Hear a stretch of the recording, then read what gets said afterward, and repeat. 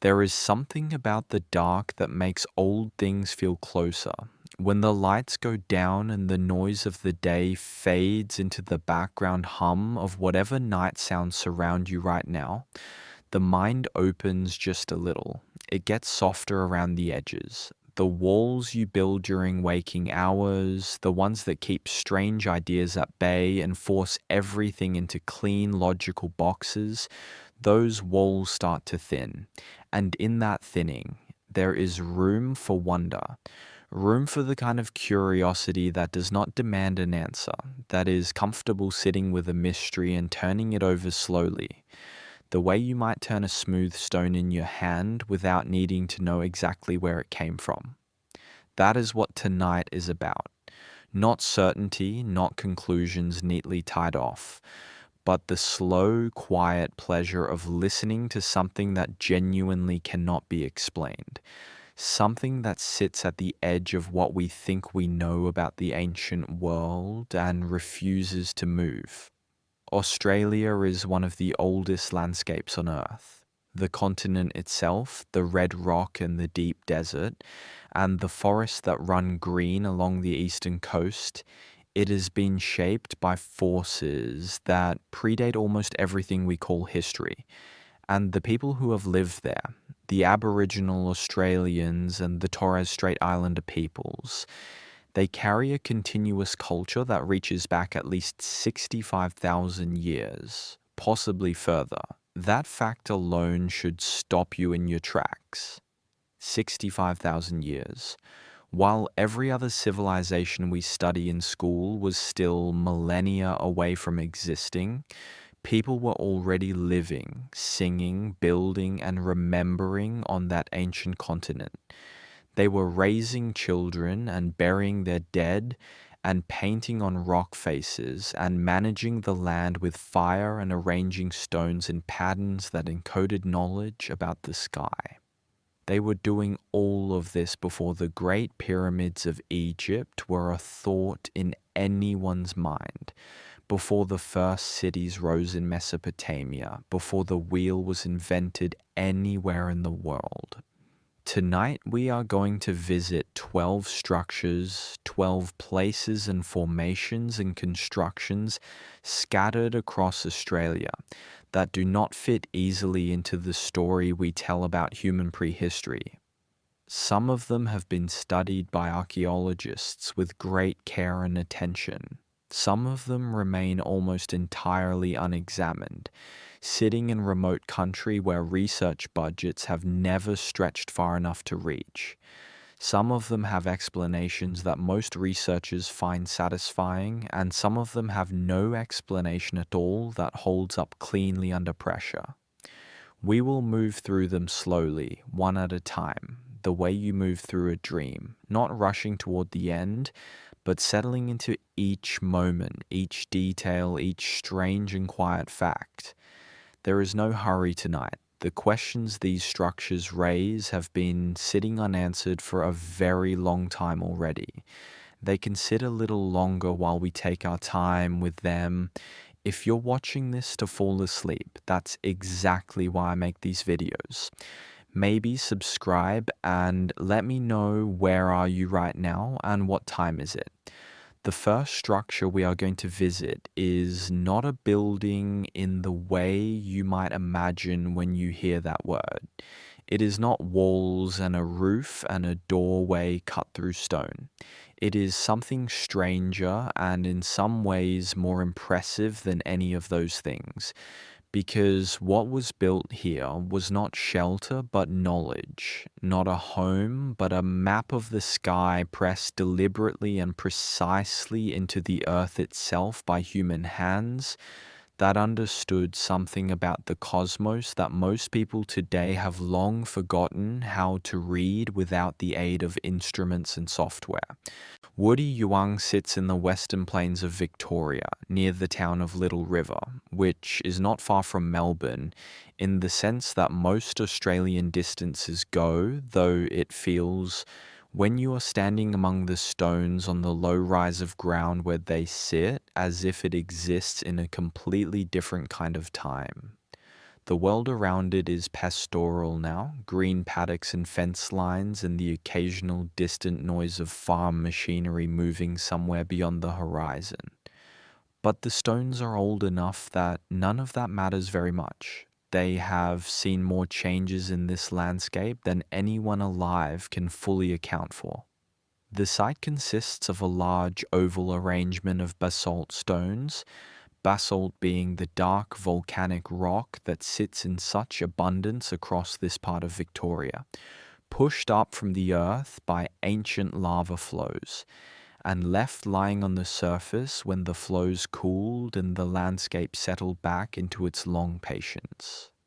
The oval stretches for roughly 50 meters from one end to the other, and within its curve there are inner arrangements of stones as well.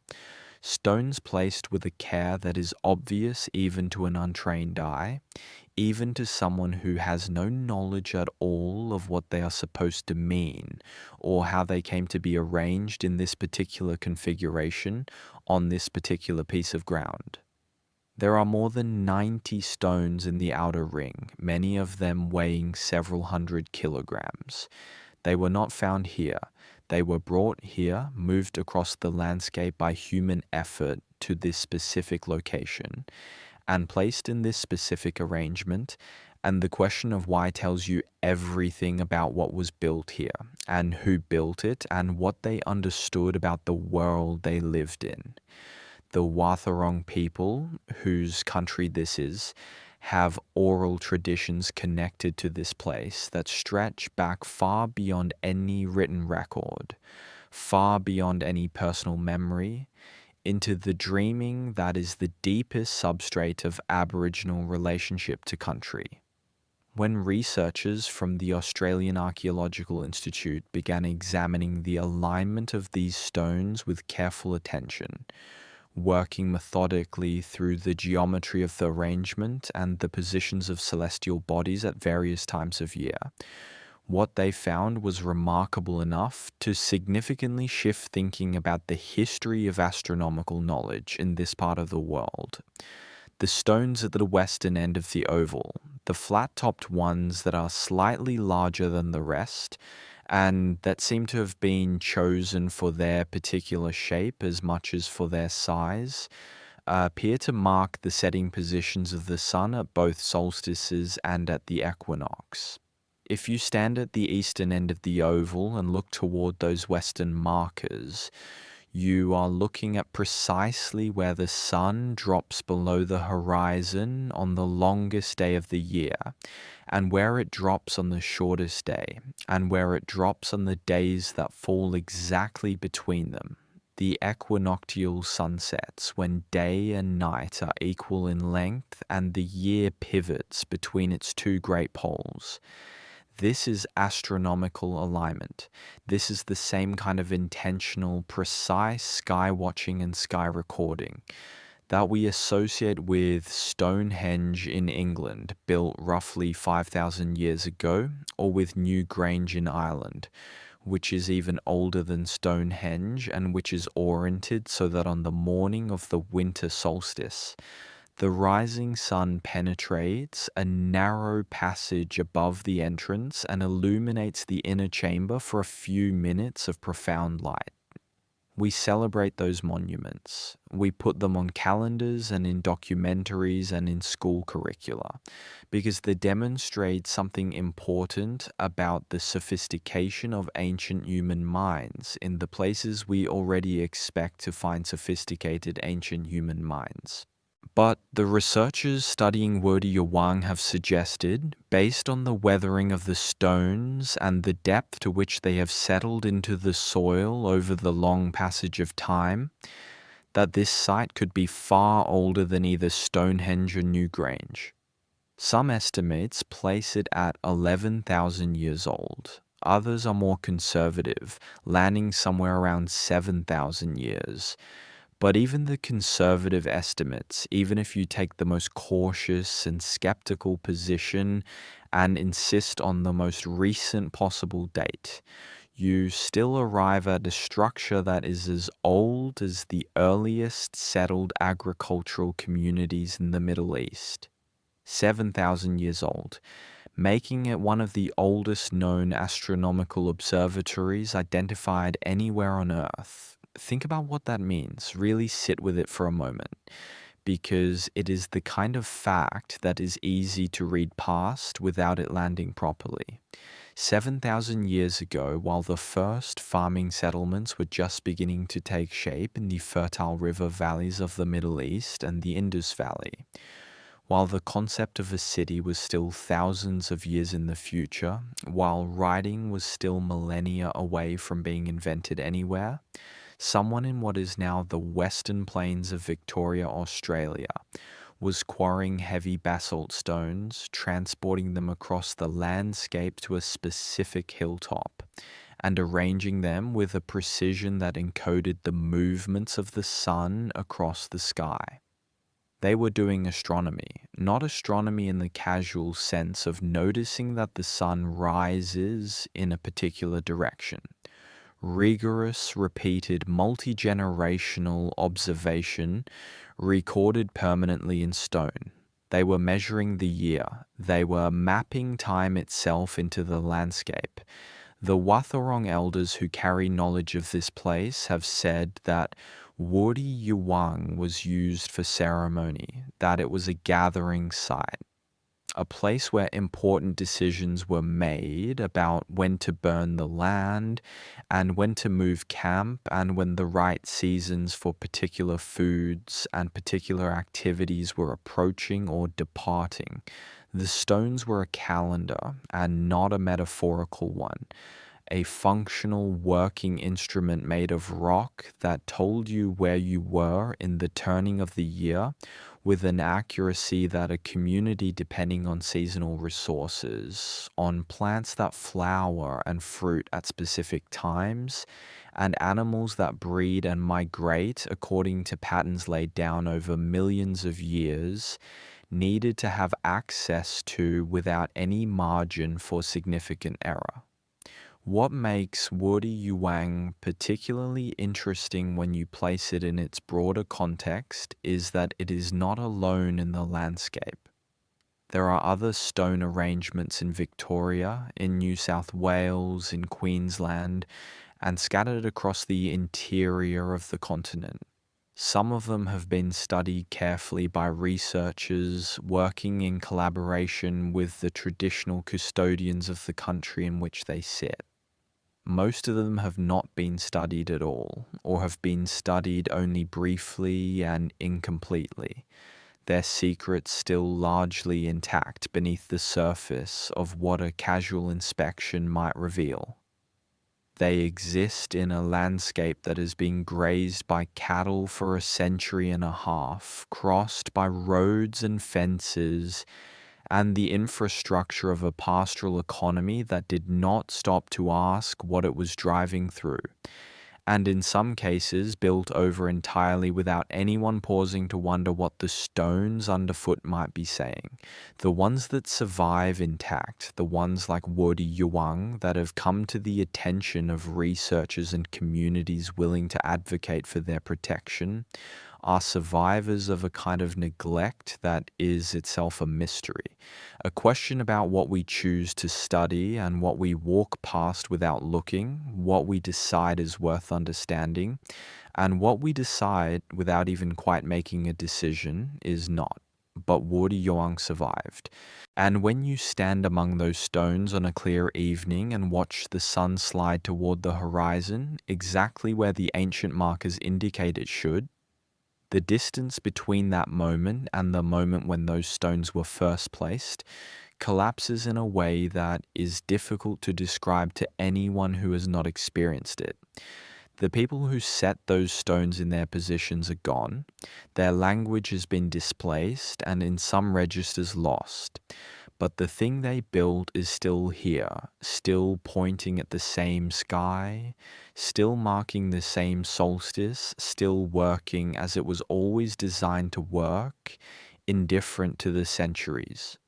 The second structure takes us north and east, deep into the red country of the Northern Territory, into a landscape that turns extraordinary colors with the changing light, where the rock itself seems to breathe in the heat of the afternoon, and the sky at night is so full of stars that the darkness between them almost seems incidental. Here, in a region that has been sacred to the Arante and other Aboriginal peoples for as long as anyone can trace the memory of the land, there are walls. Not walls in the sense of a building with rooms and a roof and a purpose that maps easily onto any modern category. Walls in the sense of deliberate stone alignments, low courses of rock placed edge to edge in configurations that are unmistakably intentional. Unmistakably the work of human minds deciding that specific stones should go in specific places to achieve a specific purpose. These walls follow ridgelines with the confidence of something built by people who knew the country intimately. They cross gullies at angles that suggest a prior knowledge of how water moves through the landscape when the rain comes. In some places, they run for hundreds of meters, curving around the contours of the terrain in ways that speak to a relationship with this specific place that could only have accumulated over generations. The local Aboriginal communities have traditions relating to these walls, traditions that speak of ancestors who moved through the country and shaped it, who left marks in the landscape that were meant to be read by those who came after in the same way that a text is meant to be read by anyone who knows the language in which it is written. The landscape of Central Australia is full of this kind of text. Every significant feature of the country, every rock formation and waterhole and mountain and dry riverbed carries layers of meaning that have been accumulated and maintained over thousands of years of sustained habitation and ceremonial attention. The stone walls of the Northern Territory are part of that layered text. But what archaeologists who have had the opportunity to examine them find difficult to do is to categorize them cleanly within the frameworks they have available. Some appear to be fish traps built in low-lying areas near seasonal watercourses to take advantage of the floods that move through the landscape during the monsoon, catching fish in enclosed spaces as the waters rise and then recede. Fish trapping of this type is a well-documented and extraordinarily sophisticated technology used by Aboriginal peoples across the continent, requiring an understanding of water flow and fish behavior and the seasonal rhythms of specific river systems that took many generations of careful observation to develop and refine. These are not simple structures. A working fish trap, one that performs reliably across a range of water levels and flow conditions, represents a body of engineering knowledge that deserves to be taken seriously as engineering. But other walls in the Northern Territory appear in places where fish trapping makes no obvious sense. They are on high ground, placed where no flood water would ever pool long enough to trap anything. They run perpendicular to any logical drainage direction, which means they were not designed to work with water flow, but for some other purpose. And some of them are built with a care and a precision that seems to exceed what any purely practical function would require, as though the people building them understood that what they were making needed to be not only functional, but correct in some more comprehensive sense. Correct in relation to the landscape around it and to the sky above it. Some researchers working in this part of the Northern Territory have noted that certain alignments of the stone walls correspond to astronomical events in the same way that Wadi Yuang does, that the walls were not designed purely as practical infrastructure, but also as cosmological markers, encoding knowledge about the movements of the sun and the stars and the seasons into the physical structure of the ground itself. This would make sense within the broader pattern of what we know about the way Aboriginal cultures in many parts of the continent understood the relationship between the land and the sky as two aspects of a single unified system rather than as separate domains with separate logics. The difficulty with studying these structures is the same difficulty that run through almost everything in Australian archaeology. A difficulty that is worth naming clearly because it affects every structure we will look at tonight. The country is vast, more vast than most people who have not spent time in it can fully appreciate. The distances involved are enormous. The funding available for archaeological research in Australia has always been substantially less than the scale and complexity of the archaeological record warrants. And the political and cultural history of the relationship between Indigenous communities and academic researchers in Australia is complicated and in many cases painful in ways that affect access to sites and the nature of the collaboration that is possible. What we have in the Northern Territory stone walls is fragments, glimpses, the kind of partial picture that forces you to hold the full image loosely, to be willing to say that you do not know and to mean it without anxiety, without the discomfort that sometimes comes from sitting in genuine uncertainty. What we know is that these walls exist and that they were built by human hands, and that their age in many cases exceeds anything that conventional narratives about Australian prehistory have been adequately prepared to accommodate. The third structure is in the water. That is part of what makes it so difficult to study and so easy to overlook, and also part of what makes it so haunting when you try to fully picture what it represents. Off the coast of the Kimberley region in Western Australia, in the waters of the continental shelf where the seabed drops away gradually from the coastline into the deep ocean, there are formations that have been identified in recent years through a combination of detailed sonar mapping, satellite imagery analysis, and the oral traditions of the Aboriginal peoples of the Kimberley, particularly the Bardi, Jawi, and Nyul peoples, whose country this coastal region has been for a very long time. These formations, linear arrangements of stone visible on the seabed, what appear in some places to be the foundations or remnants of structural constructions, sit under water that is shallow enough that during the last ice age, when sea levels around the world were dramatically lower than they are today, this entire region would have been dry land, part of a vast coastal plain stretching for hundreds of kilometers beyond the current shoreline. The last glacial maximum, the peak of the most recent ice age, occurred roughly 20,000 years ago. At that time, the sea level around Australia was approximately 120 meters lower than it is today. Let that number settle for a moment. 120 meters. The continental shelf, which is today underwater, was then a landscape. It had beaches and rivers and estuaries and forest and grassland. It had fresh water sources and places where food was abundant and places where people gathered for ceremony and trade and the maintenance of the complex social relationships that sustained life across the continent.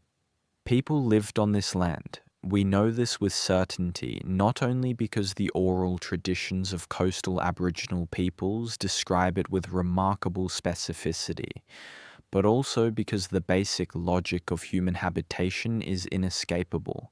People live near resources. The coastal plains of Australia during the last glacial maximum would have been enormously productive environments, rich in marine resources, in freshwater fish and shellfish and plant foods, in the game animals that came to drink at the rivers and waterholes.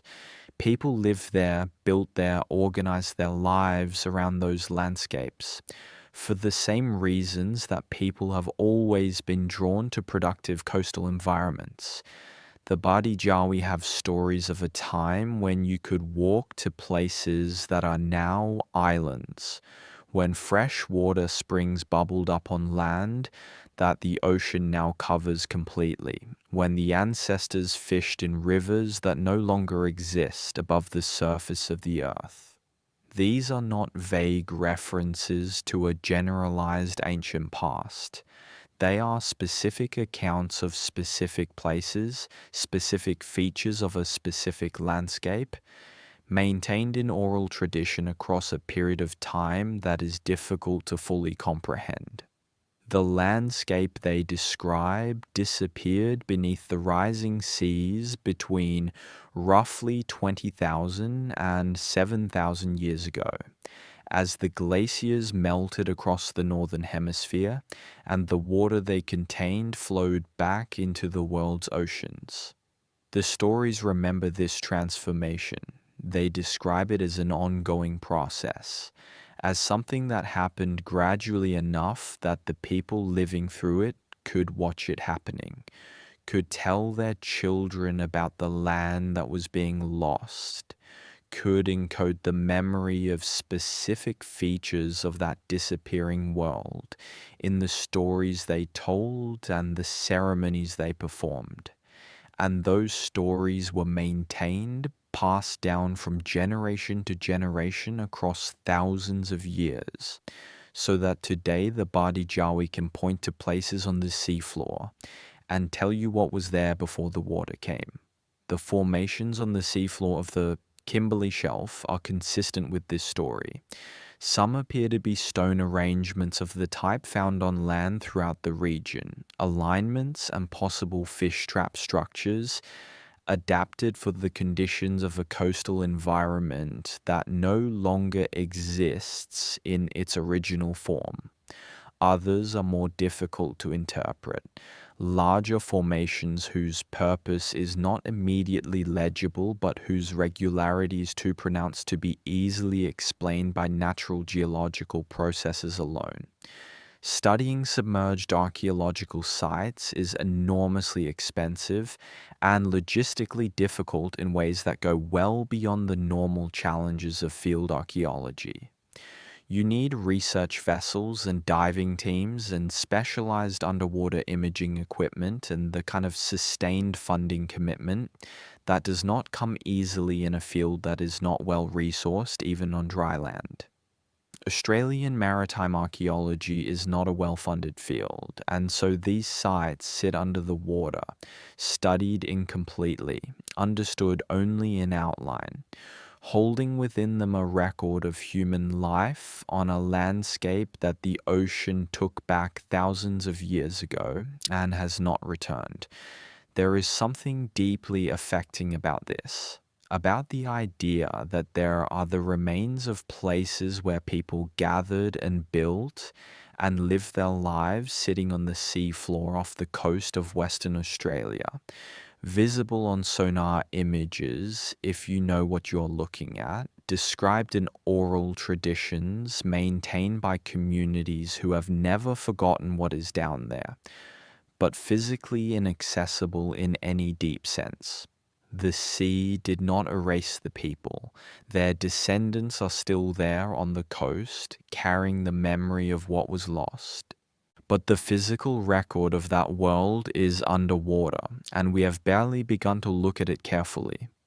The fourth structure brings us back onto land, into the highlands of New South Wales, where the snowy mountains rise against the southern sky and the tablelands stretch in all directions under skies that in winter are dark enough and clear enough to see the Milky Way, not as a suggestion but as a solid blazing river of light crossing from one horizon to the other.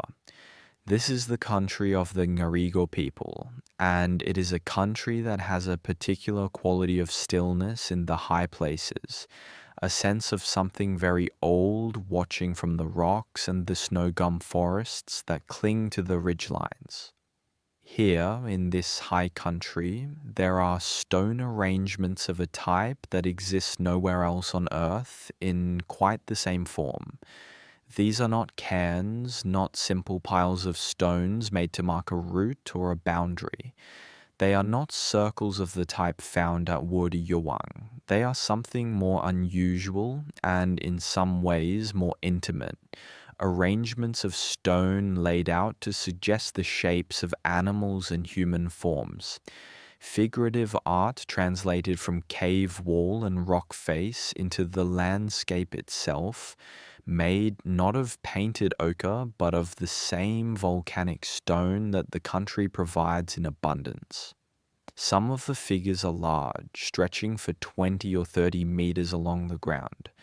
Some are small enough to hold in a single frame of vision without moving your eyes.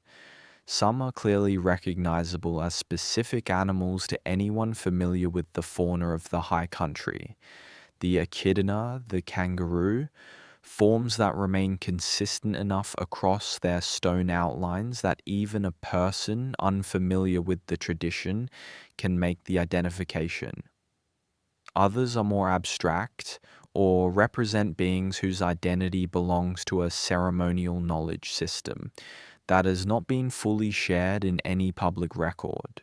The Ngarigo people have a relationship with these stone figures that is embedded in their broader relationship with the high country as a whole. A landscape that was not simply the background of their lives, but was itself a living entity, shaped by the actions of ancestral beings in the dreaming, carrying in every feature and formation the record of events that took place before human memory begins in any conventional sense. The stone figures are part of this record. They mark places where specific things happened, where specific beings moved through the landscape and left their presence in stone, and they are also gathering markers, signposts in a ceremonial geography that the high country supported for thousands of years. The context of the stone figures is inseparable from the Bogong moth gatherings, which were among the most significant social and ceremonial events in southeastern Australia. The bogong moth, a small, unassuming insect of the family Noctuidae, undergoes a remarkable annual migration each summer, traveling in extraordinary numbers from the lowland plains where they breed to the alpine caves and crevices of the snowy mountains, where they estivate during the hottest months, packing themselves into rock fissures in masses of thousands of individuals to wait out the heat. When they arrive in the high country, they are fat and nutritious, full of the energy they have accumulated during their larval stage in the lowland soils, and they arrive in numbers that made them, for the peoples who knew the pattern of their migration, a resource of enormous value. People would travel from as far away as several weeks of walking to reach the high country during moth season. They came from the riverina, from the tablelands, from the coast, from the western slopes, peoples who spoke different languages and belonged to different clans and normally lived in their own separate territories, all converging on the snowy mountains because the moths were there and the moths were worth the journey. And when they arrived, they would gather in their hundreds, sometimes in numbers approaching several thousand, for weeks at a time. They would harvest the moths from the cave walls where the insects clustered, cooking them in the coals of fires to render out the fat and toast the bodies to a consistency that could be ground into a paste and eaten or carried as a preserved food. They would hold ceremony, conduct initiations, arrange marriages, negotiate trade, resolve disputes, exchange knowledge and technology and story, do all the things that human beings do when many groups come together in a single place for a purpose that everyone understands.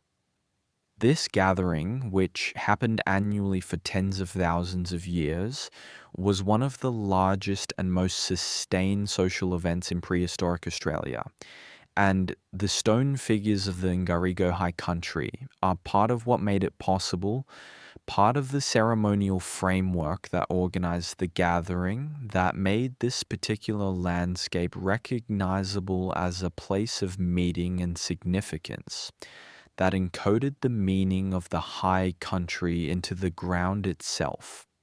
The fifth structure is a set of fish traps, but fish traps of a scale and sophistication that fundamentally reframe what we think that term means, that require us to retire the humble associations the phrase tends to carry and replace them with something much closer to the way we think about large-scale water engineering.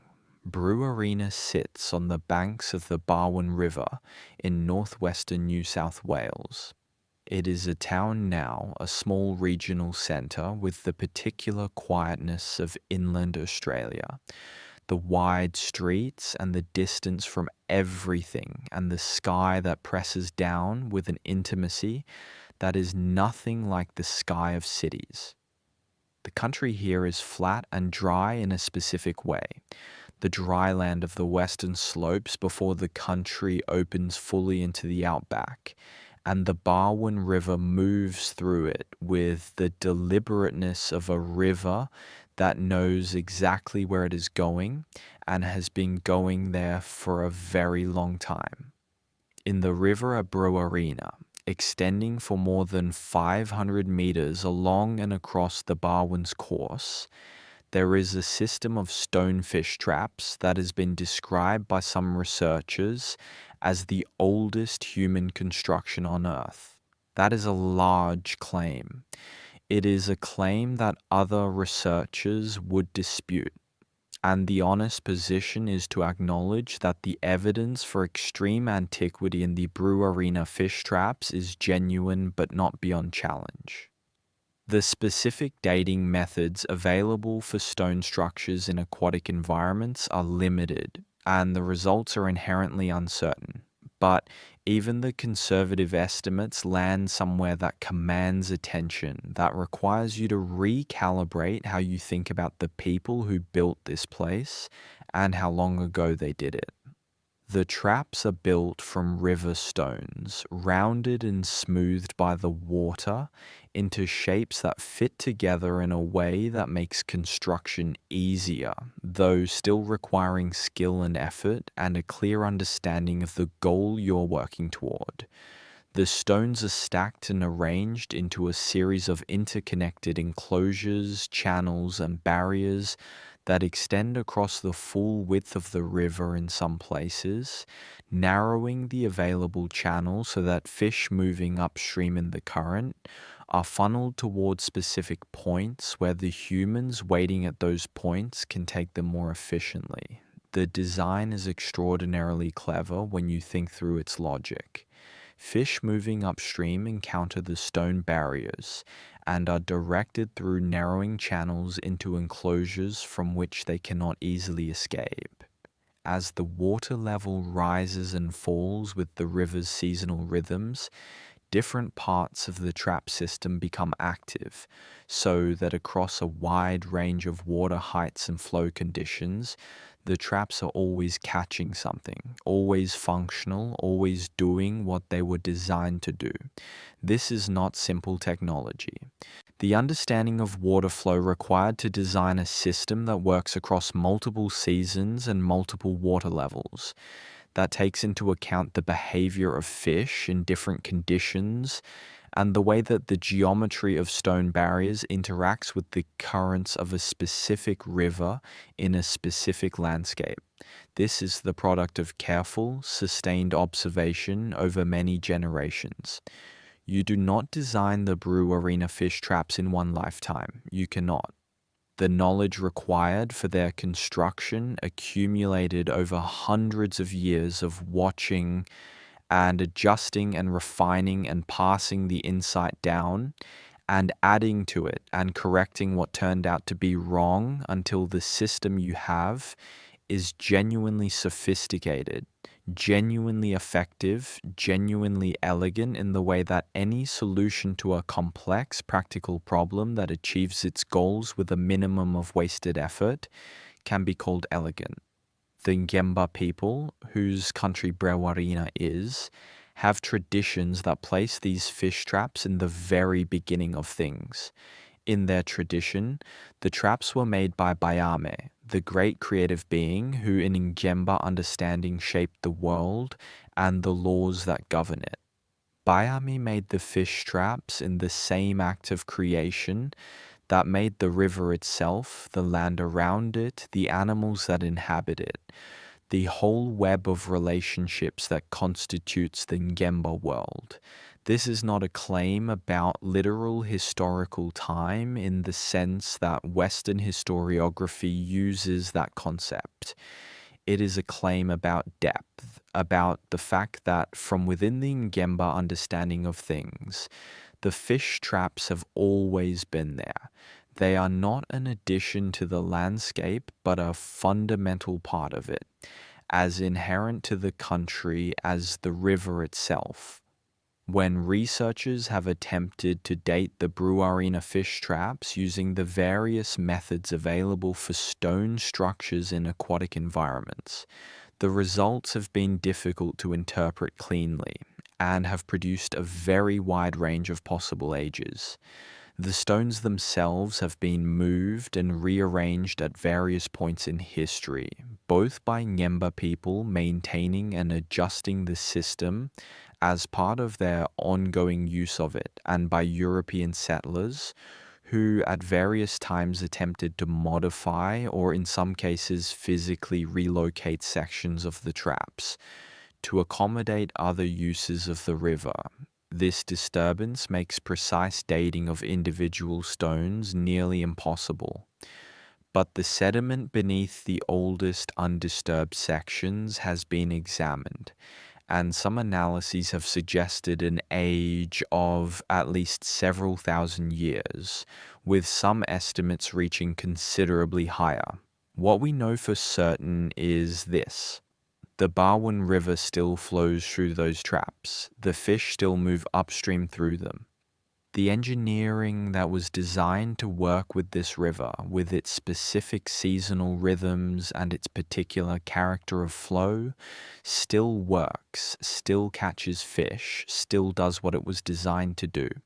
Whether the traps are 3,000 years old or much older than that, they are old enough that the word ancient barely begins to cover the distance between the moment of their construction and the present day. The sixth structure takes us to the far northwest of the continent, to the red dust and spinifex grass and the wind-scraped coastal ranges of the Pilbara in Western Australia, where something extraordinary exists on the boulders and outcrops of the Burrup Peninsula that should permanently alter the way the history of human creativity is understood and taught. The Murujuga rock art.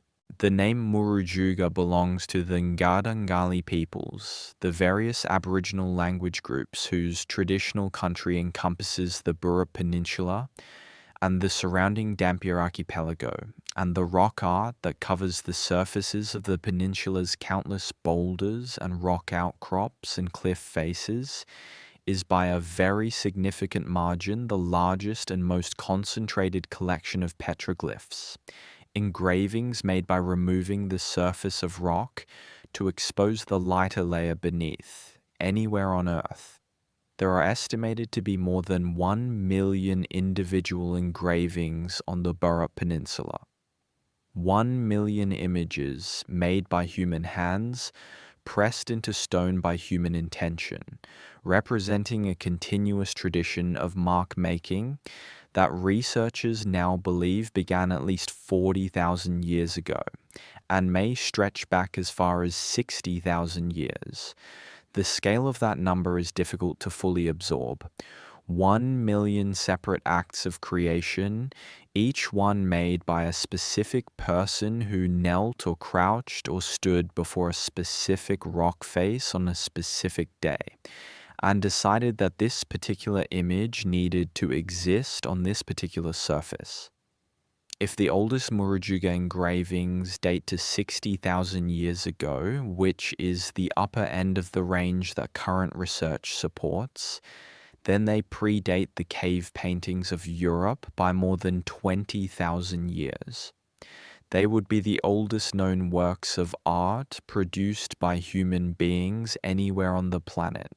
The cave paintings of Lascaux in southern France, which have been celebrated since their discovery in 1940 as the most extraordinary examples of prehistoric art, are approximately 17,000 years old.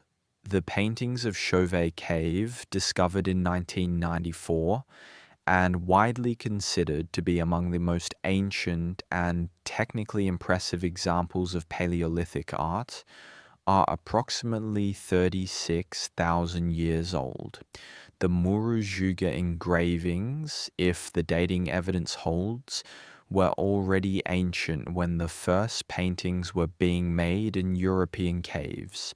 The images themselves are extraordinary in their variety and their ambition. There are animals rendered in a naturalistic style that speaks to very close observation. Fish and turtles and kangaroos and emus and thylacines. The thylacine, the Tasmanian tiger, the large carnivorous marsupial with its distinctive striped back, became extinct on the Australian mainland at least 2,000 years ago, driven out by a combination of climate change, habitat loss, and the pressure of human hunting. The fact that thylacines appear in the Murujuga engravings is itself a dating tool, telling us that at least some of the images are more than 2,000 years old, and that the people who made them lived in a world where this magnificent animal was still part of the living landscape. There are also animals that cannot be identified with confidence as any known species, creatures whose form suggests something unfamiliar, something that may have lived in the Australian landscape in a period so remote that no living memory or existing scientific record has preserved any knowledge of them.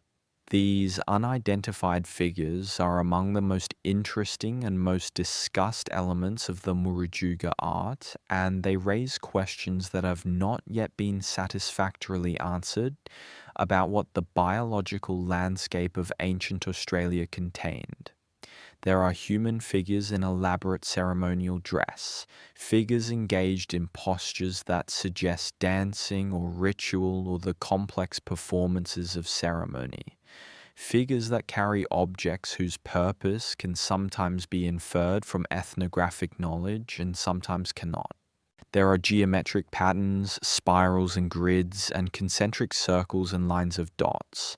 The kind of abstract imagery that researchers working across many traditions of prehistoric art associate with specific states of consciousness, with the visual phenomena that occur during trance states or meditative practices, or the altered perception that certain plant medicines can produce.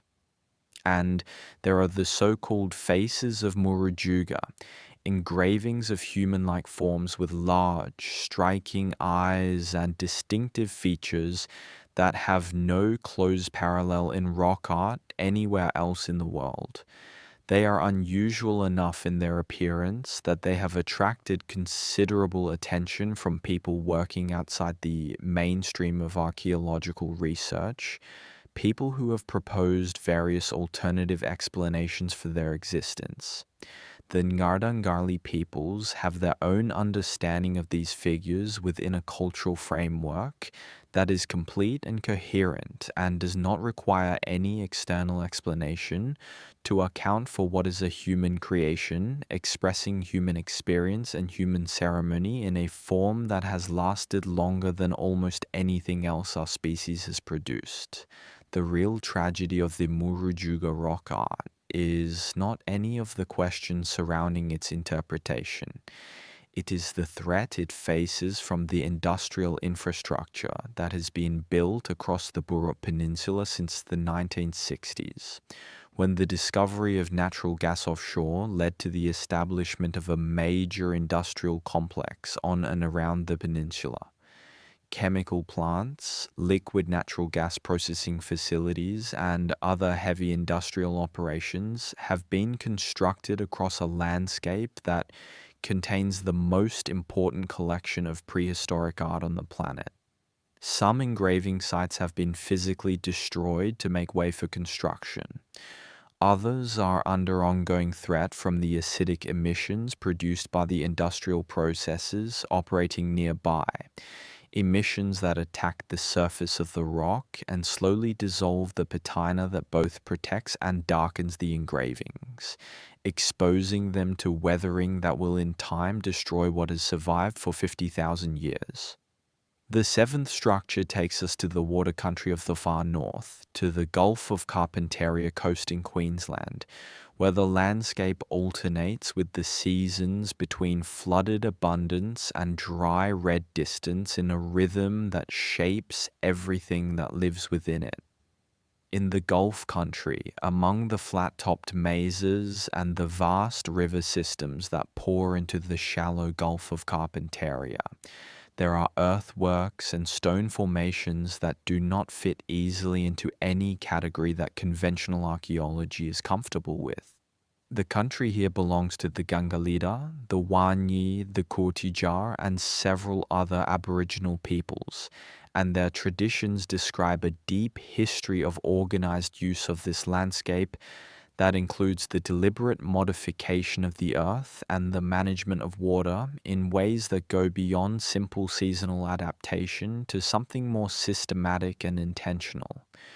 Researchers who have examined certain formations in the Gulf country have described what appear to be the remains of earthen banks and channels in configurations that suggest organized water management, an attempt to control the movement of floodwater through the landscape in ways that would have increased the productivity of the country during and after the wet season. If this is what these formations represent, then the people who built them were doing something that we have generally not attributed to hunter-gatherer societies, which is the large-scale modification of the landscape for productive purposes through sustained, organized collective effort.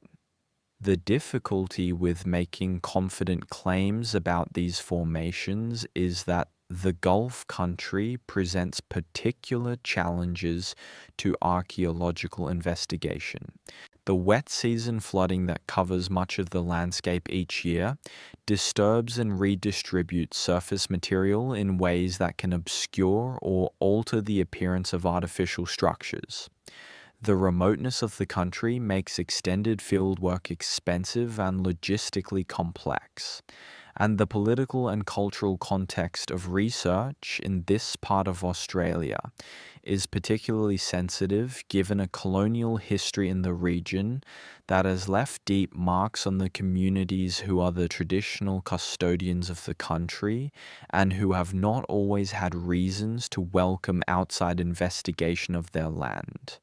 What can be said is that the Gulf country has been inhabited for at least 50,000 years, and that the peoples who live there developed over that enormous span of time a sophisticated understanding of the country's seasonal rhythms, its water systems, its biological productivity, that would have produced practical knowledge of a depth and precision that we have only barely begun to appreciate.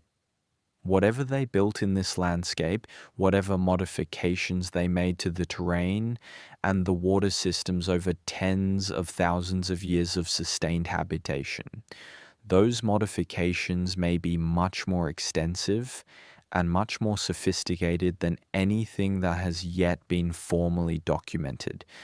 The eighth structure is simultaneously the most famous and the most profoundly misunderstood of all the places we will visit tonight, because its fame rests almost entirely on what it looks like from the outside and from a distance, while what matters most about it is what exists at its base and in the long human story that has accumulated around it across an almost unimaginable span of time. Uluru, you know the name. Almost certainly you have seen the images, the great sandstone monolith rising from the flat red desert of the Northern Territory, glowing with changing colors at sunrise and sunset as the light falls across its surface at different angles, drawing visitors from across the world who come to stand at its feet and feel the particular weight of its ancient presence. Uluru is famous as a natural formation, and it is, of course, a natural formation, shaped by geological processes over a period of hundreds of millions of years. The remnant of a seabed thrust upward and then eroded down to its current form by hundreds of millions of years of wind and water and time working together. But Uluru is also a human place, and has been a human place for longer than we have been able to precisely measure. The Anangu people, the traditional custodians of Uluru Kata Tjuta, have a relationship with this place that encompasses tens of thousands of years of ceremony, of law, of the maintenance and transmission of a body of knowledge about the land and the sky and the proper way of living in relationship to both that is as sophisticated and as internally coherent as any knowledge system that any culture anywhere has produced. The structures at the base of Uluru in the sheltered alcoves and cave systems that wind and water have carved into its lower surfaces over geological time are part of that knowledge system made physical. Some of what exists in those sheltered spaces are grindstones, flat rocks with smooth depressions worn into them by the repeated grinding of seeds and plant materials against their surfaces. The stone tools of food processing, of the transformation of raw plant matter into flour that could be cooked and eaten. Grindstones of this type have been found at Australian sites and dated to as early as 30,000 years ago, making them some of the oldest evidence of complex food processing technology anywhere on the planet. The ones at Uluru have not been independently dated, and the Anangu have not invited the kind of intrusive research that would be required to produce precise dates, which is their right and a decision that deserves respect. But the traditions associated with those grinding stones are consistent with the extreme antiquity that the broader pattern of Australian archaeology would suggest. There are also windbreaks in the sheltered spaces at the base of Uluru, low stone walls placed in the curved alcoves where the rock face provides shelter on three sides, built to complete the shelter by blocking the wind that comes from the remaining direction, creating protected sleeping and living spaces against the face of the rock. These are functional structures, simple and purposeful in the way that things built from long experience always are, but built with a knowledge of the rock's geometry and the prevailing wind patterns that comes only from a very long familiarity with this specific place. You build a windbreak correctly when you know where the wind comes from. And you know that because your parents built windbreaks in the same spots and told you why, and their parents knew the same thing for the same reason. And there are the cave paintings, the art that covers the walls and ceilings of the sheltered spaces in ochre and charcoal, and the mineral pigments that the country provides, images that the Anangu maintain and renew as part of ongoing ceremonial practice, not simply as preservation of old art, but as continuation of a living tradition. These paintings are not a record of something that happened in the past. They are part of something that is still happening, still alive, still being added to and freshened by living people who understand their significance within a context that has never broken. What Uluru holds beneath its famous photogenic exterior is a record of organized, sustained, ceremonially structured human presence that spans a time frame so vast it resists easy comprehension. People have been coming to this place, using it, building within it, maintaining it, telling stories about it, for longer than any other structure we have considered tonight. The rock itself predates all of that by a margin that makes human history look brief.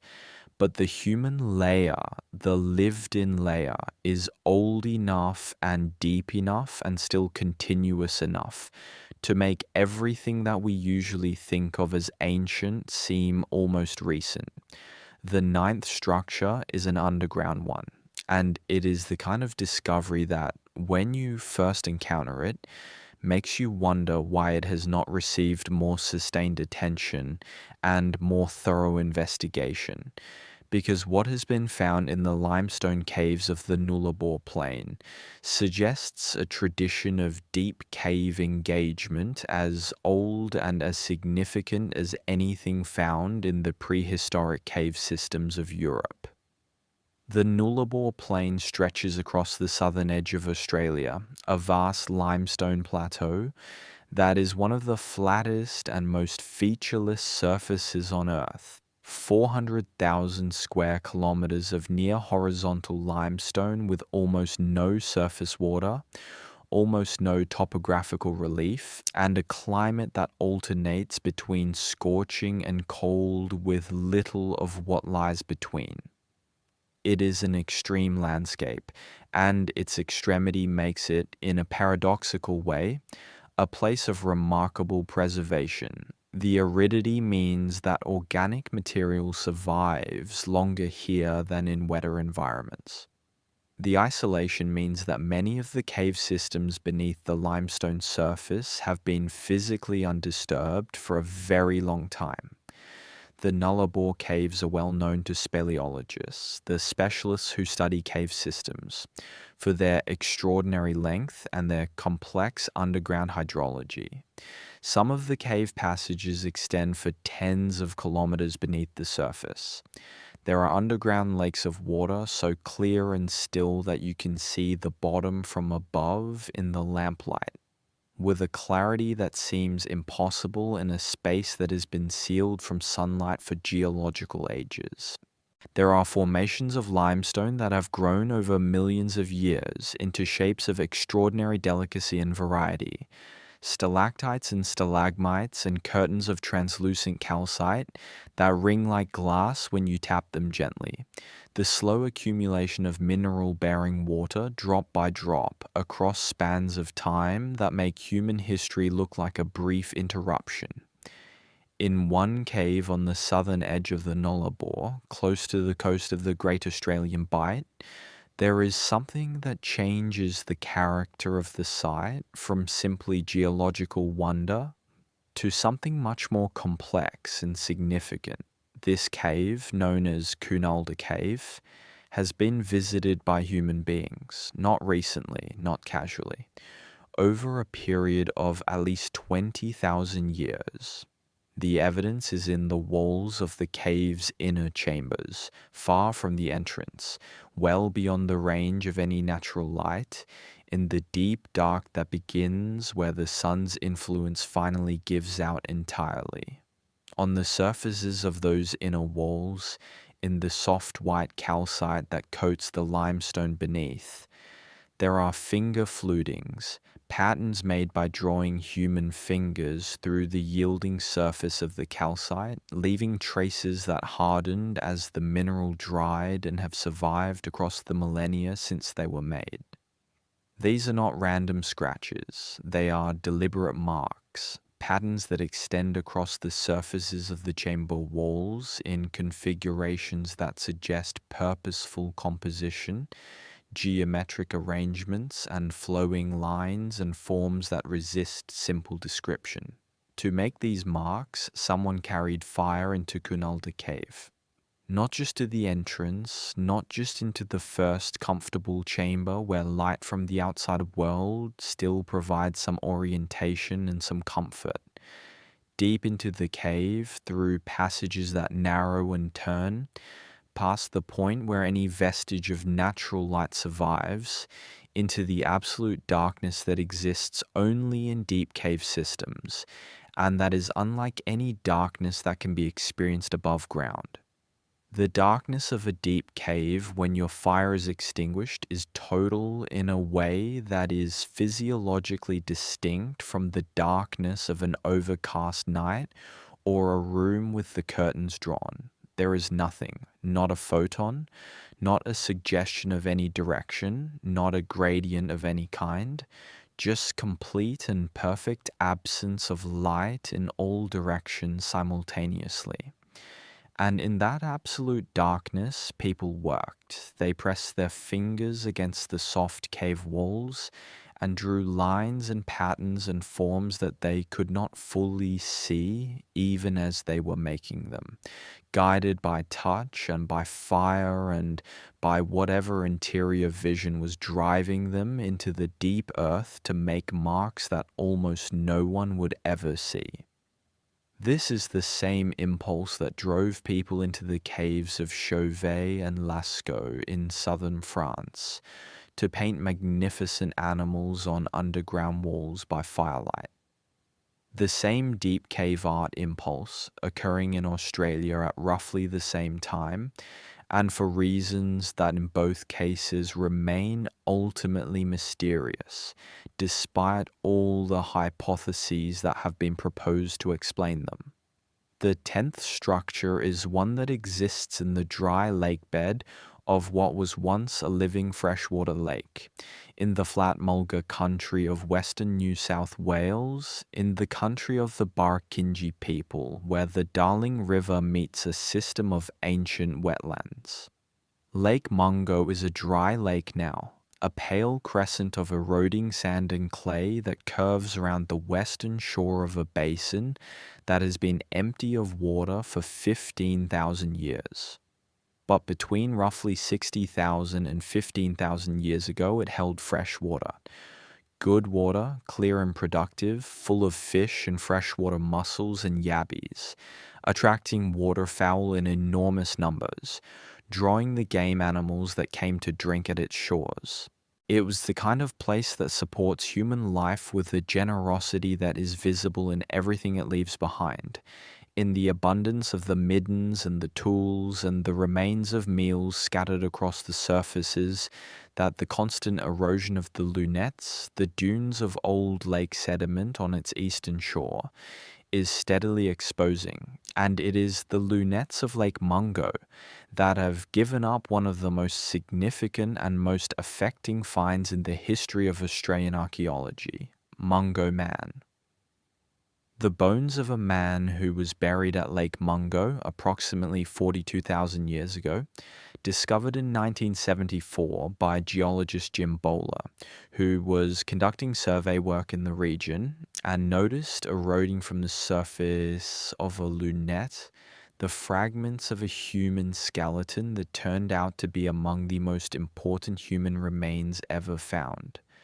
Mungo Man was buried deliberately, his body laid out in a specific orientation, his hands placed in a position that speaks clearly of ceremony, of someone else having arranged the body with care and intention before covering it with earth. At 42,000 years old, Mungo Man is one of the oldest anatomically modern human remains found outside of Africa. He is old enough that when he was alive, Neanderthals still walked the earth in Europe. He is old enough that the first cave paintings were not yet being made in southern France. He is old enough that the human species, in its modern form, was still in the relatively early stages of its global expansion from the African continent. And yet he was buried with ceremony, with the intentionality that speaks of a community that had thought carefully about death and about what it meant and about what the dead deserved from those who survived them. Mungo Lady, found at the same site and potentially older than Mungo Man by a margin, that places her at the very edge of the range that radiocarbon dating can reliably reach. had been cremated before burial.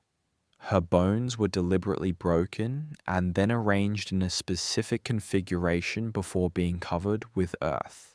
This is not the treatment of a body by people who are still in the early stages of developing symbolic thought. This is a complex mortuary practice carried out by people who have fully developed symbolic thought and are applying it to one of the most universal of human experiences, the experience of losing someone from their community, and needing to mark that loss in a way that corresponds to the meaning they have attributed to the person's existence. The cremation of Mungo Lady is the earliest known example of intentional human cremation anywhere on Earth. 42,000 or more years ago, on the shores of a freshwater lake in western New South Wales, someone built a fire, placed the body of a woman they had known on that fire, waited while it burned, gathered the ashes and the remaining bone fragments, broke those fragments deliberately, arranged them carefully, and buried them in a marked grave. This is ceremony. This is the expression of a developed understanding of death and of the appropriate human response to it. The 11th structure is built not of stone or earth, but of language and memory, and the ceremonial forms through which language and memory are transmitted across time.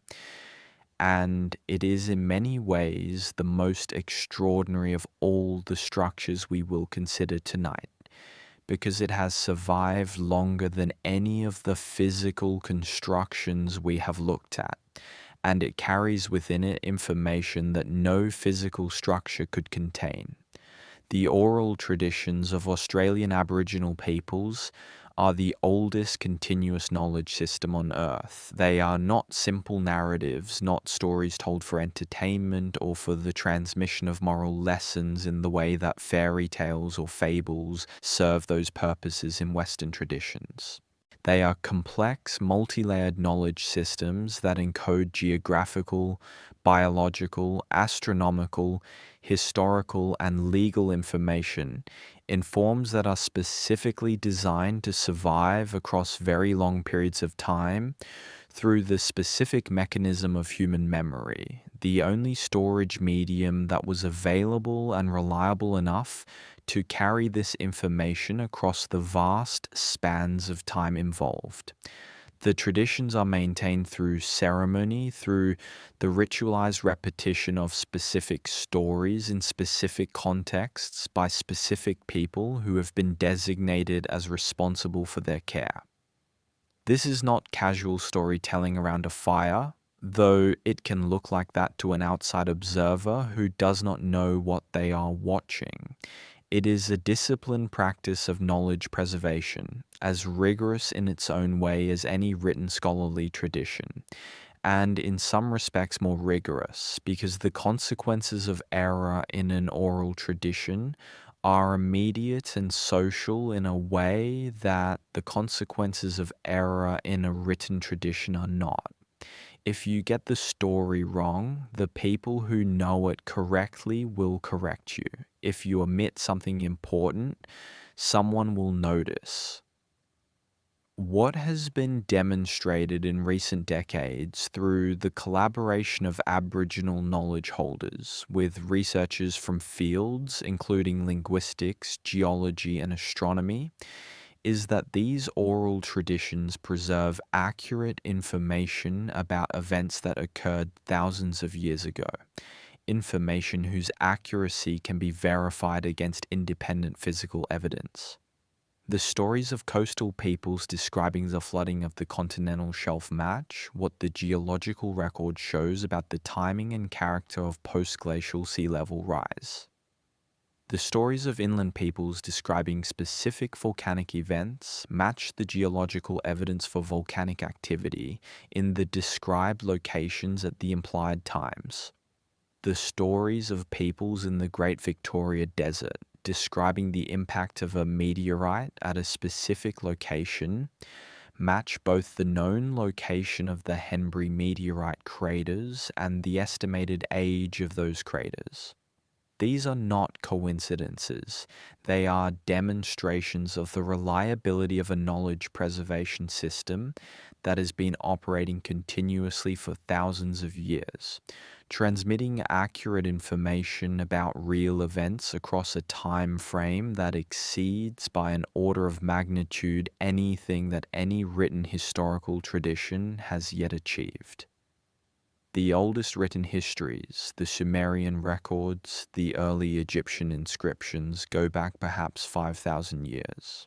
The oral traditions of Australian Aboriginal peoples that have been verified against independent physical evidence go back at least 10,000 years, and in some cases may go back as far as 30,000 years or more. This is a structure. It may not be visible from the air the way that stone arrangements or earthworks are visible, but it is as deliberately constructed and as carefully maintained as any physical monument, and it has carried its information further across time than any stone monument ever built. It is the oldest library in the world, maintained in human minds and human voices and human ceremony across a span of time that makes every other archive ever assembled seem recent. The 12th and final structure is the one that most profoundly challenges the comfortable assumptions that Western historiography has made about the relationship between Australian Aboriginal peoples and the concept of civilization itself. It is a structure that, when its full extent is understood, requires a significant revision of how we define what civilization means and where and when it has existed on this planet. The aquaculture system of the Gunditjmara people in Western Victoria is centered on the volcanic landscape known as Budj Bim, a place of ancient lava flows and basalt country that the Gunditjmara have lived in and managed and transformed for an almost incomprehensible span of time. The system they built, using the tools available in the landscape and the knowledge accumulated across many generations of living within it, is the largest and most complex freshwater aquaculture construction known to exist in the prehistoric world. The short-finned eel, Anguilla australis, is the foundation of this system. The eel is a remarkable creature, spending most of its life in fresh water, but spawning in the deep ocean, its larvae drifting back to the coast on ocean currents, and then migrating upstream into rivers and lakes and wetlands where they grow for years before eventually returning to the sea to breed. The migration of young eels, called elvers, from the sea into fresh water happens each year in late winter and spring, and the eels that are already resident in the freshwater system move between different parts of that system as conditions change through the seasons. The Gunditjmara understood all of this in detail. They understood the eel's life cycle, its patterns of movement, its seasonal behavior, its preferred habitats, and the conditions that drove it from one habitat to another. They understood these things in the way that comes only from very long and very close observation, the kind of knowledge that accumulates when many generations of people pay close attention to the same species in the same landscape over a very long time. And they built a system to take advantage of that knowledge. The volcanic landscape around Lake Condo in Western Victoria is naturally pocked and channeled by ancient lava flows, with basalt rock sitting at or near the surface across the landscape in forms that are well suited to construction. The Gunditjmara used this rock to build a network of channels, ponds, weirs, and traps that channeled water through the landscape in controlled ways, directing the flow and with it the movement of eels into holding areas where they could be harvested at will, kept alive in controlled conditions for extended periods, or prepared by smoking for preservation and trade with peoples from other regions who came to exchange their own goods for the Gunditj Mara's surplus of preserved eel. The scale of this system, when its full extent was revealed by LiDAR survey in recent years, is genuinely breathtaking.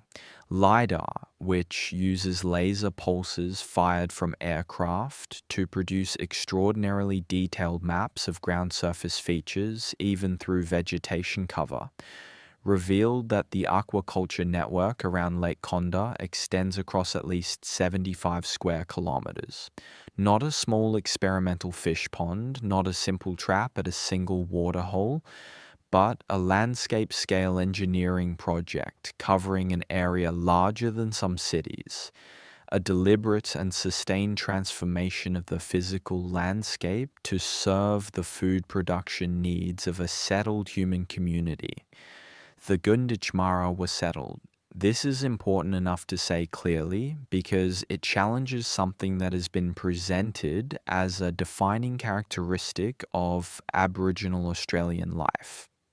The assumption that all Aboriginal peoples were nomadic hunter-gatherers who moved continuously through their country following seasonal resources. The Gunditj Mara, at least those living in the country around Lake Condah, lived in permanent or semi-permanent stone houses, domed structures built from dry stacked basalt that provided substantial year-round shelter. They had enough surplus food production to trade extensively with neighboring peoples. They had a population dense enough and a food system reliable enough to support social complexity of a kind that we have tended to associate only with agricultural societies. They were, in other words, doing something that the conventional narrative of Australian prehistory did not anticipate and was not prepared to recognize. They were managing their landscape systematically, at scale, across multiple generations, in ways that produced a sustained food surplus and supported a settled community with all the social complexity that settlement implies. They were, by any reasonable definition, civilized. And they were doing this at least 6,000 years ago, and possibly much longer, in a part of the world where we were not supposed to be looking for civilization at all. The Gunditj Mara are still there. The Buj Bim cultural landscape was listed as a UNESCO World Heritage Site in 2019, in recognition of the outstanding universal value of what the Gunditj Mara built and maintained across thousands of years. The channels and ponds of the aquaculture system are still present in the landscape. Some of them are intact enough that, with minimal restoration, they could be made functional again. The eels still move through the water country of Western Victoria on their ancient migration routes. And the Gunditj Mara still know who they are and where they come from and what their ancestors built. We have moved through a great deal of country tonight, in the particular unhurried way that darkness and tiredness and the long passage of hours make possible. We have stood among the basalt stones of Wurdi and watched the solstice sun mark its position against the ancient markers. We have followed the stone walls of the Northern Territory through country that holds its purposes close. We have looked down through the clear water of the Kimberley Shelf at formations that were built on dry land before the ocean came. We have walked among the stone figures of the New South Wales high country, where the bogong moths still arrive each summer. We have stood at the edge of the Barwon River and looked at a fish trap system that may be the oldest human construction on Earth. We have stood on the windy red boulders of the Burrup Peninsula before 1 million engravings that span 60,000 years of human creativity. We have gone underground in the Nullarbor and pressed imaginary fingers against the soft calcite walls where ancient people made their marks in the total darkness. We have sat with the lake at Mungo and thought about the woman whose cremated bones were the oldest in the world, and about the man buried beside her with his hands arranged by someone who loved him. We have considered the oral traditions that remember coastlines drowned 8,000 years ago, and the rivers that change course 10,000 years before the first written word. And we have stood in the volcanic landscape of Bujbim and tried to take in the full extent of what the Gunditjmara built across 75 square kilometers of carefully managed country. What ties all of these things together is not mystery for its own sake. It is not the desire to imply that something inexplicable or supernatural was happening here, that the intelligence required for these achievements must have come from somewhere other than human minds and human communities, and the extraordinary things that human beings do when they are given enough time and enough need and enough accumulated knowledge to work with. The people who built these things were human. They were doing the things that human beings do when they are fully engaged with their world, fully in possession of their intelligence and their creativity, and the knowledge that their culture has built up across generations of careful attention. What is mysterious, or what ought to be, is why these things have been so consistently underestimated, so inadequately studied, so casually dismissed, explained away, or in too many cases, simply built over without anyone stopping to consider what might be lost. The conventional story of human history has always been organized around the cultures that left the most visible records in the materials that European scholarship was prepared to recognize and value. Written records, monumental stone architecture, metal tools, the evidence of complexity that was legible within the particular framework that 19th and 20th century science brought to the question of what constitutes significant human achievement. Aboriginal Australian cultures built for different purposes in different materials using different logics. And the result is a record that requires different tools and different conceptual frameworks to read. The eel traps of the Gunditjmara are not the pyramids of Egypt.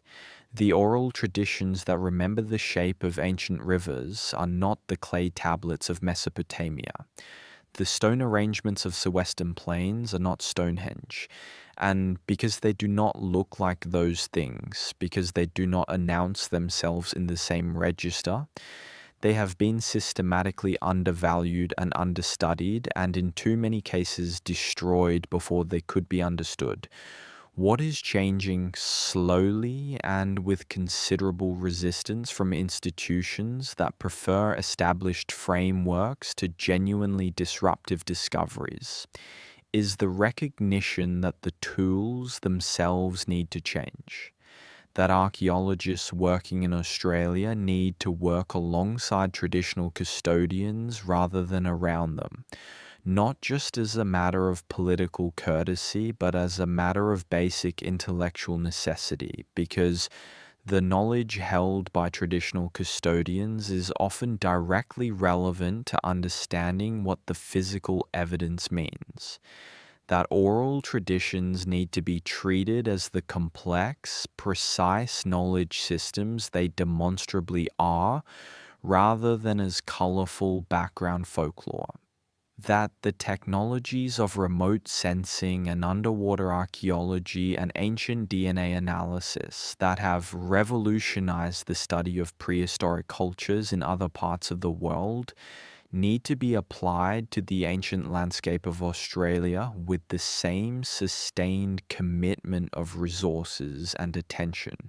When that happens fully, when those tools are applied with the seriousness they deserve, and the collaboration with traditional custodians is genuine and equal and sustained, what will come into view is a history of human achievement and ingenuity and resilience that will permanently change the story we tell about our species.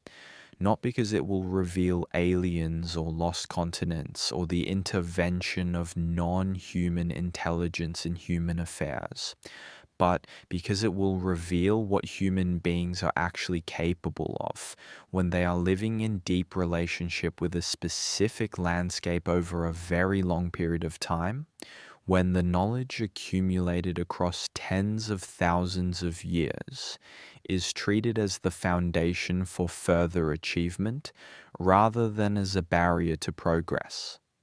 The oldest continuous cultures on Earth developed their complexity over 65,000 years of sustained occupation of one of the most demanding landscapes on the planet.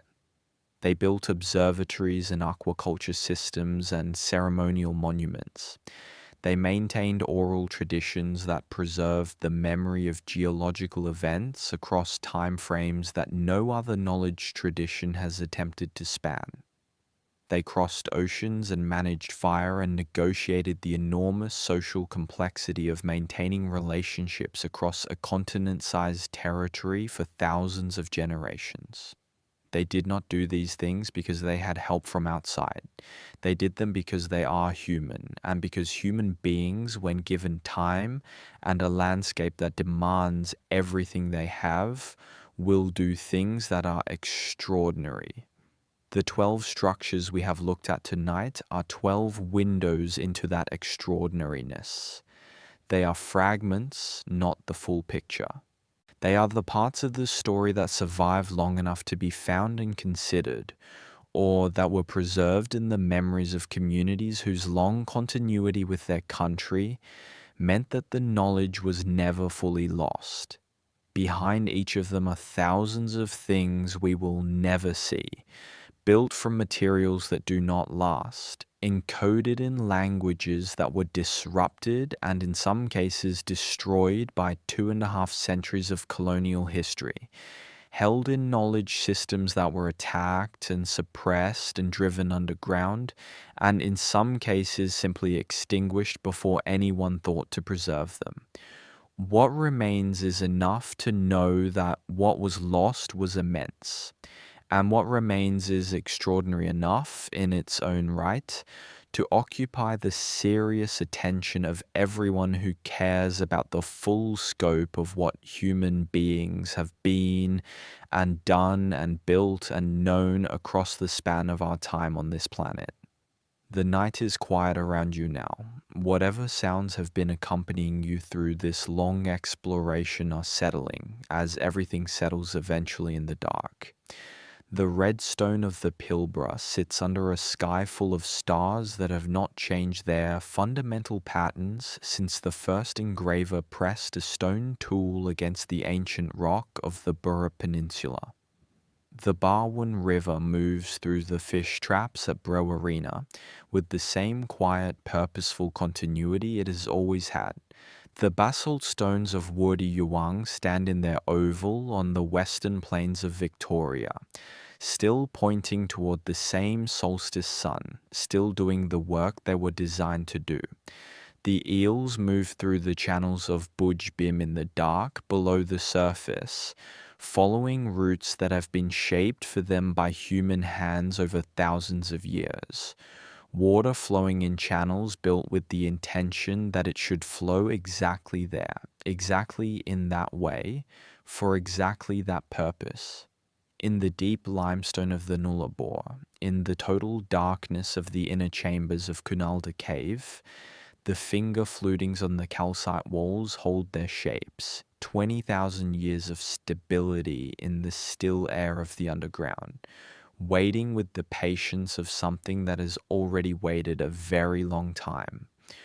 All of this continues whether anyone is watching or not. That is the nature of old things. They do not require an audience. They simply persist.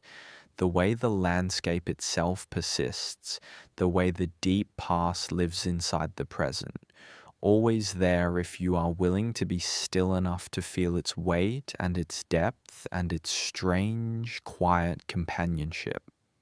Let yourself be still now. Let the images of the ancient continent settle around you.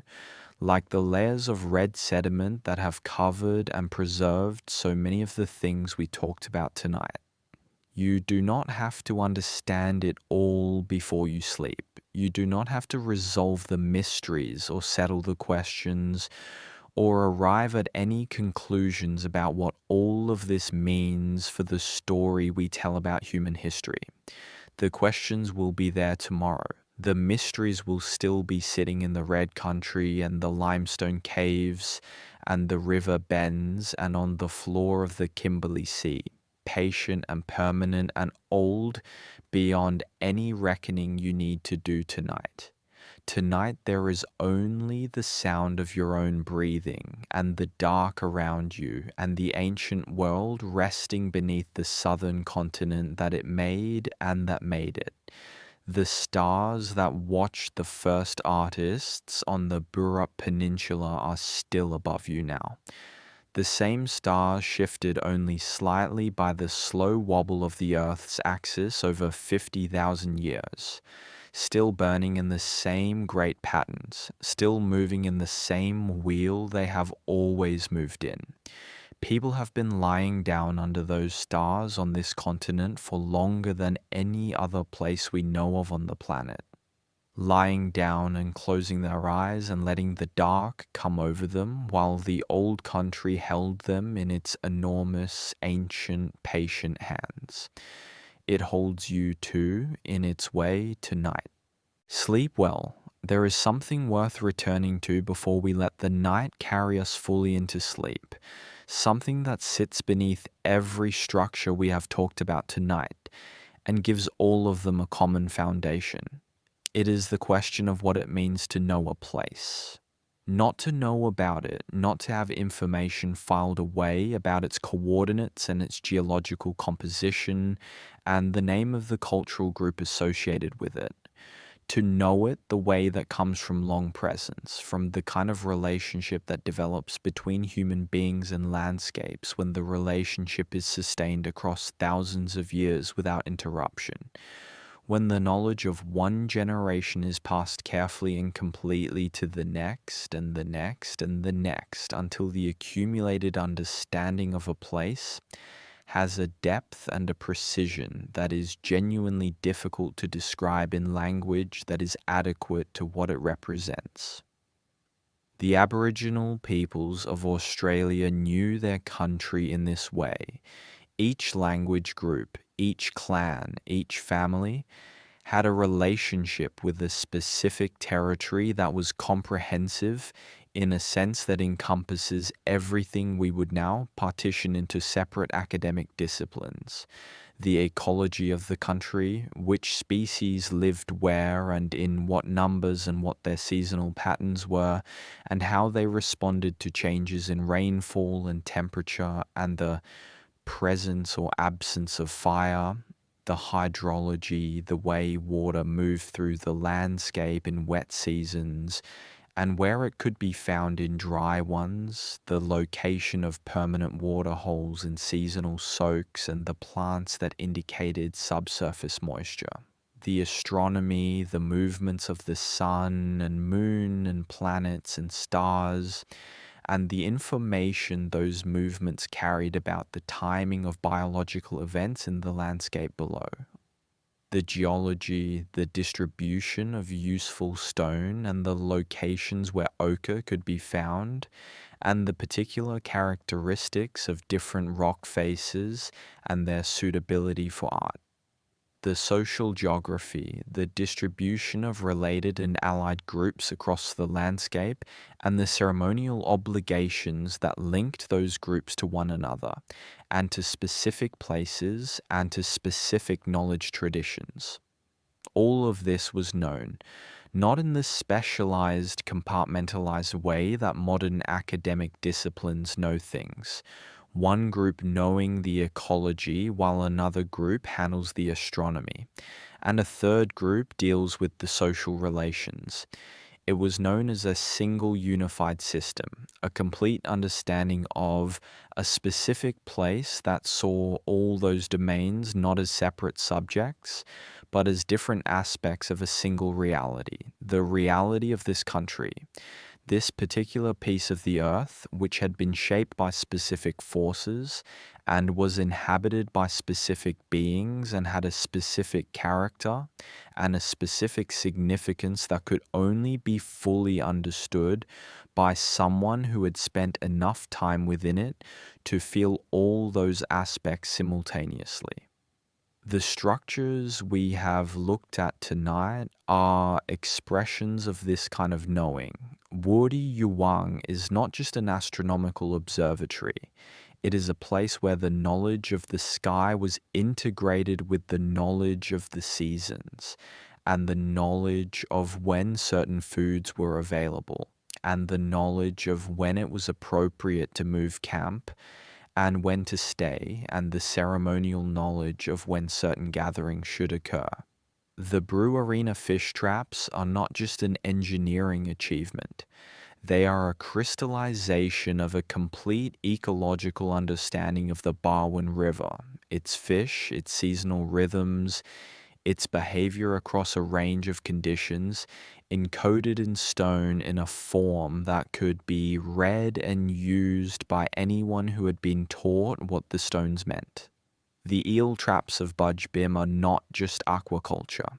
They are a managed landscape that reflects a comprehensive understanding of the relationship between water and eels, and the volcanic geology of the region, and the social organization of the Gunditjmara people, and the ceremonial obligations that govern the use and distribution of the food that the system produced.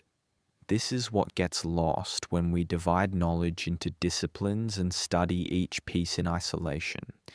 The sense of the whole, the understanding that the fish traps and the oral traditions and the astronomical alignments and the deep cave art are all expressions of the same underlying reality, the reality of human beings in deep relationship with a specific landscape over a very long time, accumulating knowledge that is not abstract but practical, not theoretical but lived, not separate from the world it describes, but embedded within it.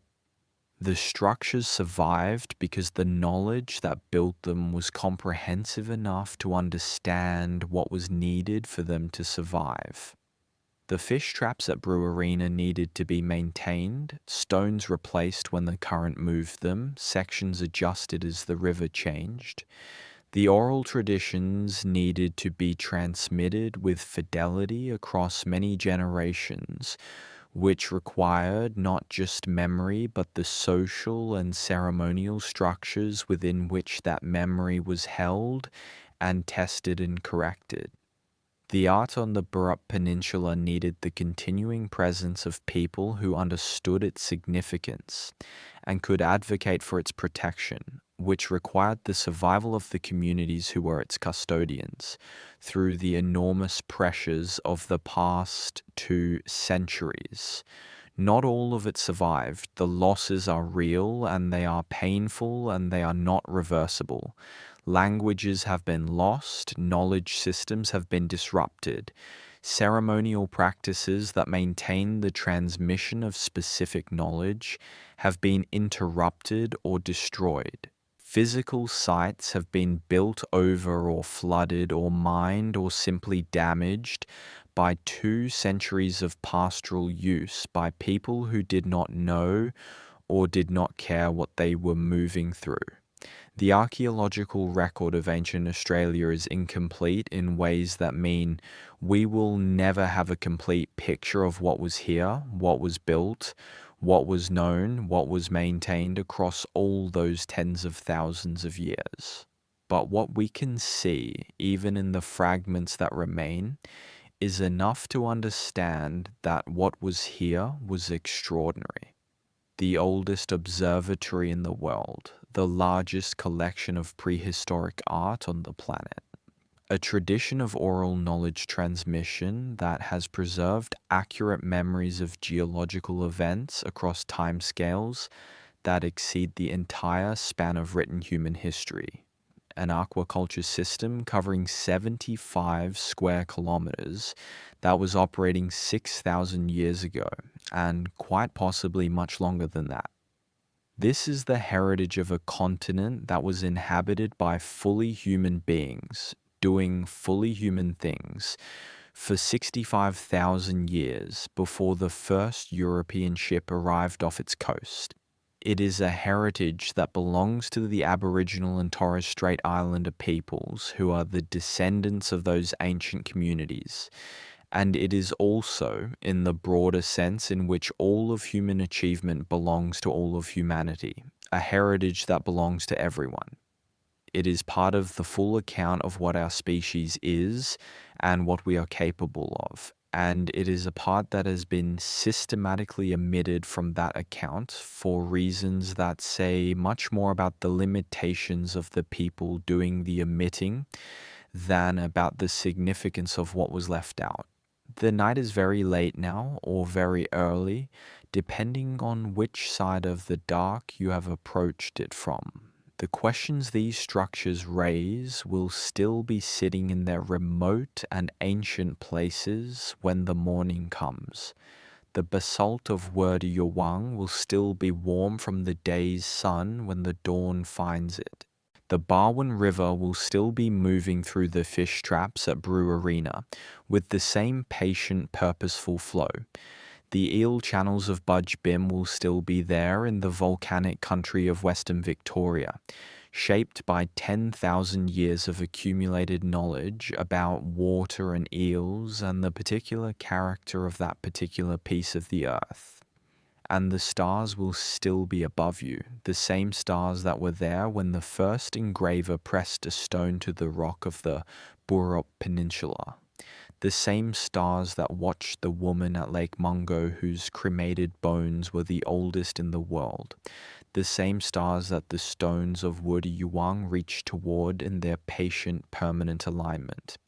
Let them be above you now while you sleep. Let the old country be beneath you, quiet and dark and incomprehensibly old, full of structures that have outlasted almost everything else the human species has built, patient with the patience of things that have been waiting for a very long time and have learned in that waiting that everything eventually returns to where it belongs. You are where you belong. In the dark, at rest, a brief, bright moment in the long story of a species that has always built things, always made marks, always looked to the sky and wondered, always laid down in the darkness and let sleep come over them, while the ancient world held steady around them. Let it hold you now. The stars are still there, the country is still old, and the morning when it comes will find you rested, and the mysteries will still be beautiful, and the world will still be worth wondering about. Rest. Let us go back to the beginning, as night always eventually returns to its own beginning when the hours are long enough. Let us go back to Wurdi to those basalt stones on the western plains of Victoria, and spend a little more time there, because there is more to say about this place than we said the first time we visited it, and because returning to things in the dark, turning them over from a different angle, is one of the ways that understanding deepens. The basalt of the Western Plains is not just any volcanic rock. It is old in ways that make even the human occupation of Australia seem recent, formed in lava flows that poured across the landscape between as far back as 600,000 years ago and as recently as 8,000 years ago in geological terms. The landscape that Wurdi sits within is itself a relatively recent creation, shaped by a volcanic activity that was still occurring within the span of human occupation of this part of Australia, within the memory of the communities who lived here, within the scope of traditions that may have recorded the events themselves. Think about that. The people who built the stone observatory at Wurdi may have been building on a landscape whose volcanic origins were within living memory, or within the memory of the stories their grandparents told. They were living in a world that was visibly shaped by forces larger than themselves, in a country where the earth itself had not long ago been liquid and moving, where the rock they picked up to carry to their observatory was the cooled remnant of something that had flowed from the interior of the planet within the span of human knowledge. This is a different relationship to geology than the one we usually imagine. Not the dead past of a landscape that formed before any mind was present to observe it, but a living memory of the Earth's behavior, encoded in the shapes of the hills and the distribution of the rock, and the traditions that explained why this country looks the way it did. The people who arranged the stones of Wadi Yuang were also, in many cases, the people who maintained the fire management practices that shaped the grasslands of the Western Plains. Controlled burning, the systematic application of fire to the landscape at specific times and in specific patterns to manage the growth of vegetation and the distribution of animals and the long-term productivity of the country, was one of the most sophisticated landscape management practices ever developed by any human culture anywhere. It required an understanding of wind patterns and seasonal conditions and the behavior of different plant species under different burning regimes and the recovery rates of different habitats and the effects of burning on the animal populations that inhabited those habitats. It was a practice that had to be coordinated across the territories of multiple groups, because fire does not respect social boundaries, and a burn on one group's country would affect the conditions on neighboring country. The astronomical knowledge encoded in Wadi Yuang was directly relevant to this fire management practice. Knowing precisely when the solstices and equinoxes occurred, knowing where you were in the turning of the year with precision rather than approximation, was directly useful to anyone responsible for deciding when to burn. The seasonal cues that governed the timing of burning included the behavior of specific plant and animal species, the patterns of wind and humidity, and the position of the year as measured against the movement of the sun. An observatory that tracked the sun's path with precision was a tool for better managing the landscape, as well as a ceremonial monument and a gathering place and whatever other things it was that we have not yet fully understood. The stones of Wadi Yuang were selected carefully, not just any basalt boulder would do. The stones chosen for specific positions in the arrangement have particular characteristics, particular shapes and sizes that made them suitable for marking specific astronomical positions with the precision that the design required.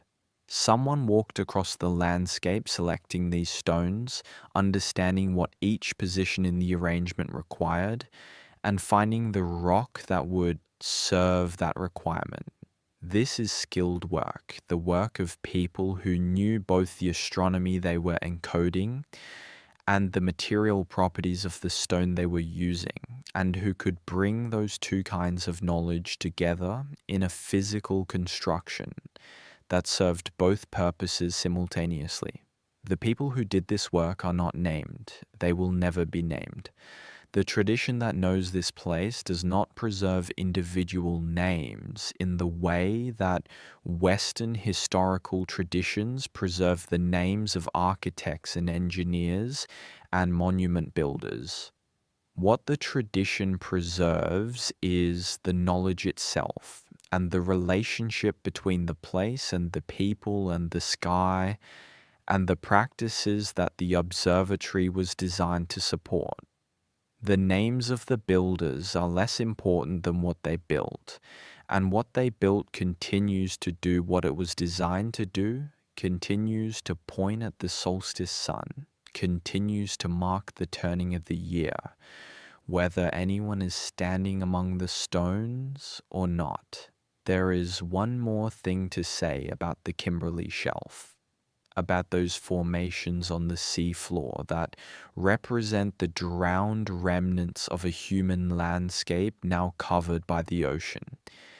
It is something that is easy to understand intellectually, but difficult to feel the full weight of, and it is worth trying to feel it before we move past it entirely. Somewhere beneath the shallow water of the continental shelf off the Kimberley coast, there are the remains of places where people gathered. Not large cities, not grand monuments, but the ordinary material of human life, the stone tools left at campsites, the middens of shellfish and fish bones that accumulated at places where food was regularly processed. The remains of hearths where fires burned for warmth and cooking, and the particular social quality that fire has always given to human gathering. The remains of whatever structures people built to shelter themselves from the rain and the wind. All of this is on the seafloor, sitting in the dark and the cold of the shallow sea, covered in some places by coral or by layers of marine sediment that have accumulated since the ocean returned to claim the land. The shellfish whose shells are in those middens have been dead for 10,000 years or more. The fires in those hearths have been cold for at least that long. The people who used those tools and sat at those hearths and made those middens have been gone for the same span of time. Though their descendants still live on the coast, still know this country, still carry in their traditions the memory of the land that the sea took back. There is a particular quality to the knowledge that landscape traditions hold about places that no longer exist in their described form. The Bardi Jawi stories of the coastline before the sea rose are not stories of loss in the way that Western traditions tell stories of loss, not elegies for a vanished golden age, not lamentations for something irretrievably gone. They are more like the stories you might tell about a relative who has died, matter of fact and specific in a way that speaks to the continuation of relationship rather than its rupture. The place is different now. The sea is where the land used to be. The springs that gave fresh water are underwater. The rivers that the ancestors fished are channels on the seafloor. This is the way things are now. This is what happened, and this is what the country looks like because of what happened. The traditions hold this information not as a curiosity, but as a practical necessity, a record of where the country came from and how it came to be the way it is. Information that is relevant to understanding the present country as much as it is a memory of the past country. The landscape and the sea are continuous, and the story of how the sea came to be where it is tells you things about the relationship between land and water that are still relevant to anyone living on that coast, still relevant to how you understand the tides and the seasonal flooding and the behavior of the estuary systems and the distribution of marine resources along the current coastline.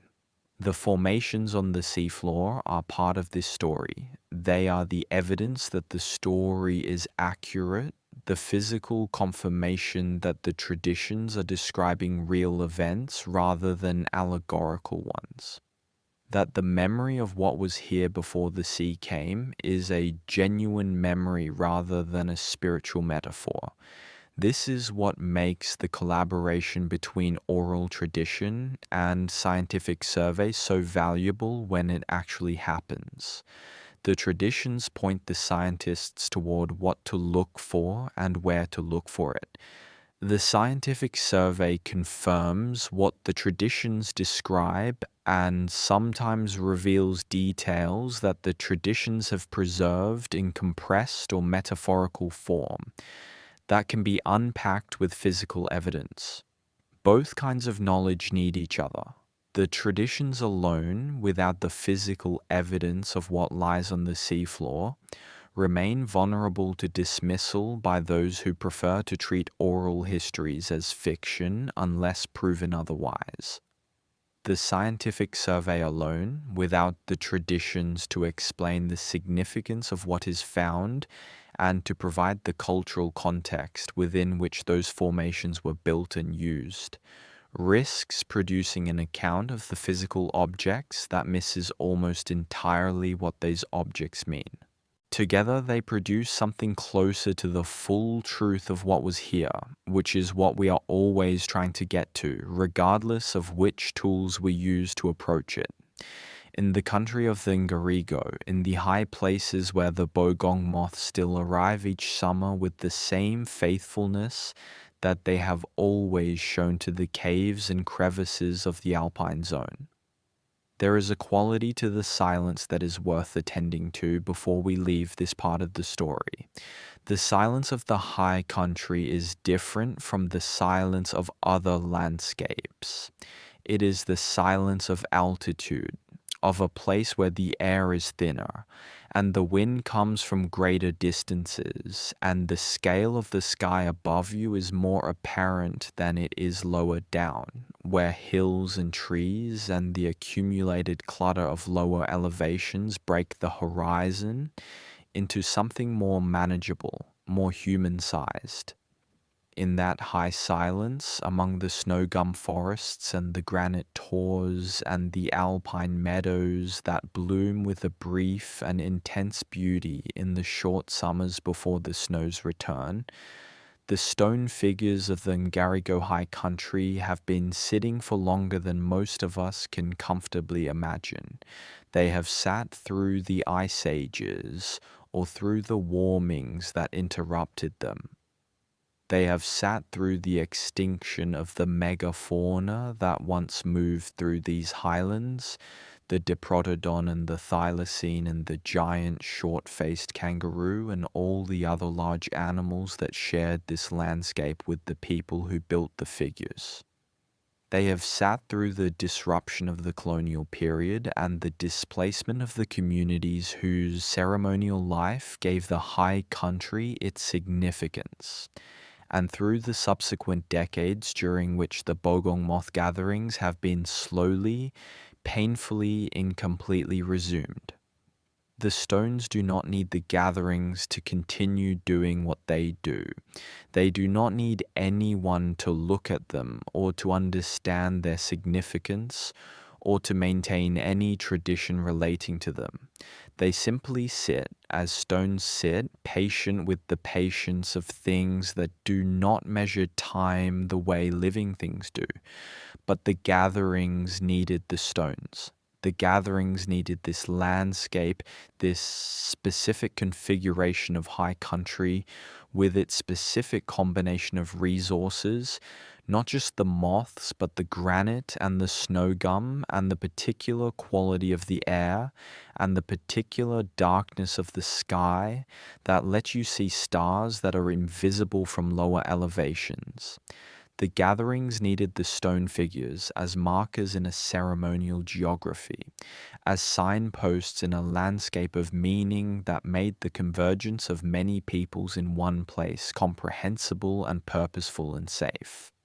The moths still come. Every summer they still navigate from the lowland plains to the same caves and crevices in the same alpine ridges, following whatever internal map guides them, responding to whatever environmental cues tell them that it is time to make the journey. The human gatherings that once met them have not been absent, but they have been diminished and interrupted and conducted under conditions of loss that the people maintaining them carry with considerable weight. The stone figures still sit in the high country, marked now with the modern designation of heritage significance, studied now with the interest that comes when a culture is finally prepared to acknowledge the significance of things it has spent a long time not paying attention to. There is something moving about this, about the fact that the moths still come, still faithful, still following patterns that are older than any human culture anywhere. still arriving at the alpine caves with the same reliability that made them worth gathering for. That the country still holds the same resources, the same character, the same quality of high altitude sky, the same cold and clean air. That the stone figures are still there, still in their positions, still carrying whatever meaning was pressed into the landscape when they were placed. And that the people who made them, though diminished by 2 centuries of disruption and loss, are still there as well, still connected to this country, still carrying traditions that make this landscape legible in ways that no amount of scientific survey can fully replicate. The return of the gatherings, the slow and difficult and not yet complete process of resuming what was interrupted, is itself a kind of construction, a building of something that was partly destroyed, stone by stone and story by story and ceremony by ceremony, in a landscape that has been waiting with the patience of high country and cold stone for the people who belong to it to find their way back. The question that the Nullarbor caves raise, the question of why people went into the deep dark of underground spaces to make marks that almost no one would ever see, is one of the most persistently interesting questions in the whole field of prehistoric art and human behavior. We have asked it of the European cave painters. We have asked it of the makers of the finger flutings at Cunalda. We have asked it of every other cultural tradition that includes deep cave art or underground ceremony, and the answers we have arrived at are numerous and various, and none of them quite closes the question entirely. The most straightforward explanation, the one that appeals to researchers who prefer to keep their hypotheses as simple as the evidence requires, is that the deep parts of cave systems were understood as sacred spaces precisely because of their inaccessibility and their strangeness. The darkness of a deep cave is unlike any other kind of darkness. The silence is unlike any other kind of silence. The temperature is constant in a way that the surface of the earth never is. These qualities taken together create an environment that is genuinely unlike any other environment that human beings normally encounter. And it is easy to understand why such an environment would be understood as a place set apart. A place where the normal rules of ordinary experience do not apply in the same way. A threshold space between the ordinary world and whatever lies beyond it. In cultures around the world where deep cave ceremony is or has been practiced, the cave is often understood as a place where contact with non-ordinary realities is possible, where the ancestors can be encountered, where the spirits that govern particular aspects of the natural world can be addressed. This understanding does not require any particular metaphysical commitment to be recognizable as a profound and consistent human response to the specific qualities of underground space. Something happens to human perception in the deep dark. The nervous system, deprived of its normal sensory input, turns inward in ways that can produce experiences of considerable power and strangeness. The people who went into the depths of Cunalda Cave 20,000 years ago were going into an environment that would have been physiologically as well as culturally unlike anything they encountered above ground, and they were going there deliberately, carrying fire, carrying intention, carrying whatever knowledge and ceremonial purpose brought them to that specific underground place on that specific occasion. What they found in the dark, we cannot know. What they made in the dark, the finger flutings on the soft calcite walls, persists. 20,000 years later, those marks are still there. They have been there through the extinction of the Pleistocene megafauna, through the flooding of the continental shelf, through the entire history of every civilization that has risen and fallen in every other part of the world. They are still there now, in the absolute dark of the inner chambers of Cunalda Cave, in the Nullarbor Plain of South Australia, where the limestone stretches in all directions above them, and the silence is exactly as complete as it was when those fingers first pressed into the soft white surface and drew lines that were meant to mean something. At Lake Mungo, in the dim light of early morning, the lunettes glow a particular color that is difficult to name precisely, somewhere between gold and pink and the pale cream of dry clay, a color that belongs to that specific kind of sky and that specific kind of ancient sediment and nowhere else. The erosion that has exposed so much of what the lake has preserved never stops. Each rain event cuts a little further into the exposed face of the dunes. Each wind carries away a little more of the surface. The geological processes that buried the people of Lake Mungo 40,000 years ago and kept them preserved for that extraordinary span of time are now slowly exposing them, returning them to the surface, offering them to whatever eyes happen to be present when the right amount of erosion has occurred. Jim Bowler, who found Mungo Man and Mungo Lady, was in the right place at the right moment in the geological sense. A few decades earlier or later, and the bones might have been buried below the surface or eroded past recognition. The window of time during which they were findable was, in geological terms, brief, and Bowler happened to be walking across the lunette face at the right moment in that brief window. There is something worth sitting within that. The people of Lake Mungo were preserved for 40,000 years by the sediment of their lake bed, buried by the same geological processes that eventually dried the lake and exposed the dunes to erosion, and then offered back to view by that same erosion at a moment when the people who found them had the knowledge to understand what they were looking at and the tools to investigate it.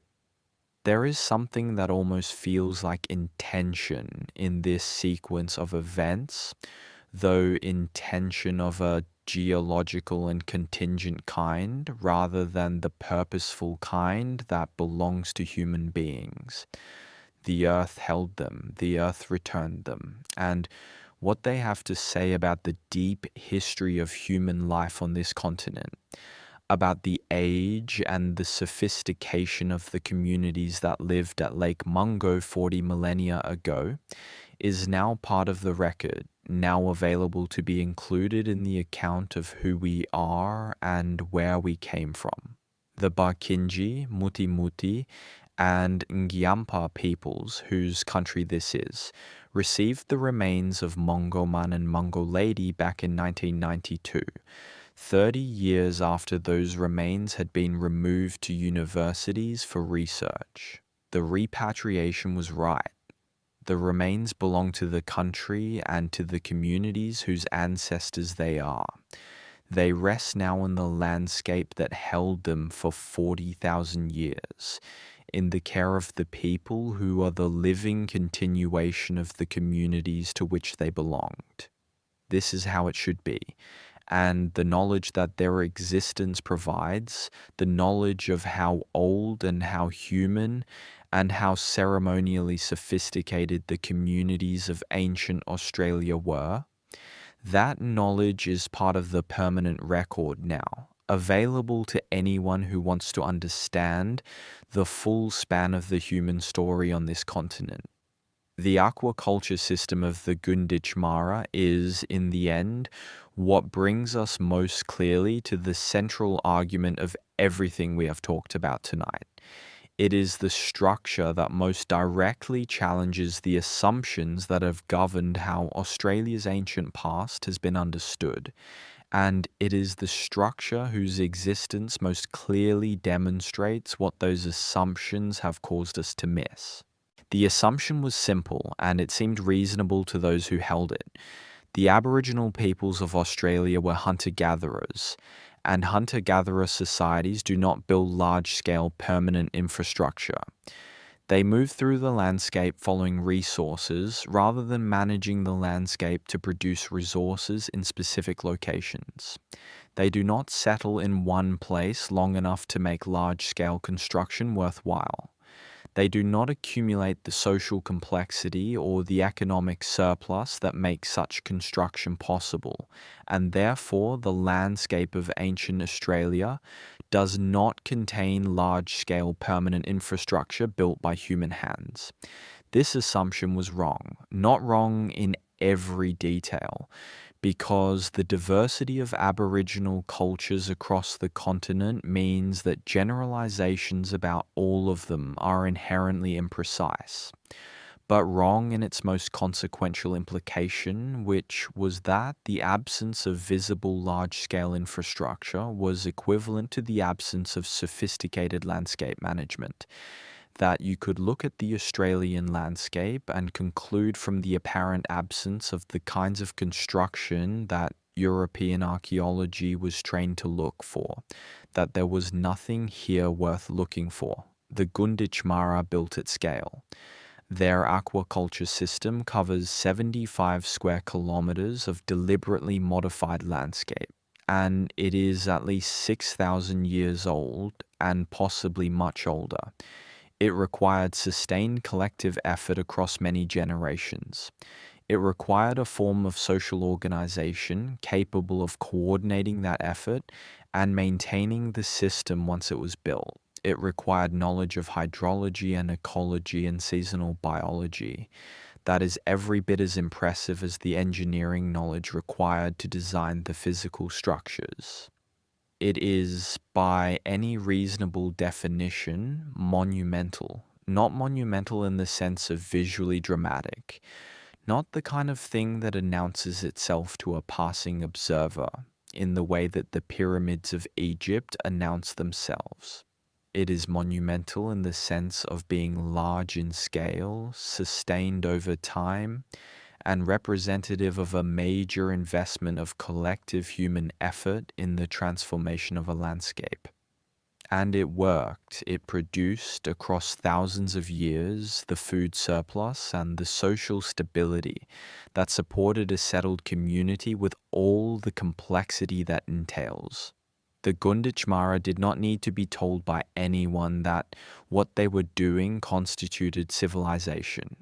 They were simply living in their country in the way that made the most sense given the resources available to them and the knowledge they had accumulated about how to manage those resources effectively. The label civilization is a Western concept, and its application to the Gunditjmara is useful primarily as a way of communicating to audiences accustomed to thinking in those terms, that what was happening at Bujibim was not primitive in any meaningful sense of that word. The eels still move through the channels that the Gunditjmara built. The water still flows in the directions it was directed to flow by the construction of weirs and barriers in the basalt landscape of Western Victoria. The knowledge of how to maintain and use this system is held by the Gunditjmara, who are alive today, who have never entirely lost the connection to the country and the practices that their ancestors developed over thousands of years. When you think about this, when you try to hold in your mind the full span of what the Gunditjmara built and maintained across 6,000 years or more, when you try to feel the weight of that continuity, you arrive at something that is difficult to put into words, but that feels important. It feels like the correct reframing of something that has been misunderstood for a long time. It feels like the beginning of a more honest accounting of what human beings have done on this continent. An accounting that does not start the clock at European contact, but goes back to the beginning, to the moment 65,000 years ago when the first people arrived on this ancient shore and began the long process of learning how to belong to it. 6,000 years of aquaculture. 6,000 years of maintained channels and managed water and seasonal harvesting and preserved food and trade and ceremony and all the social complexity that those things imply.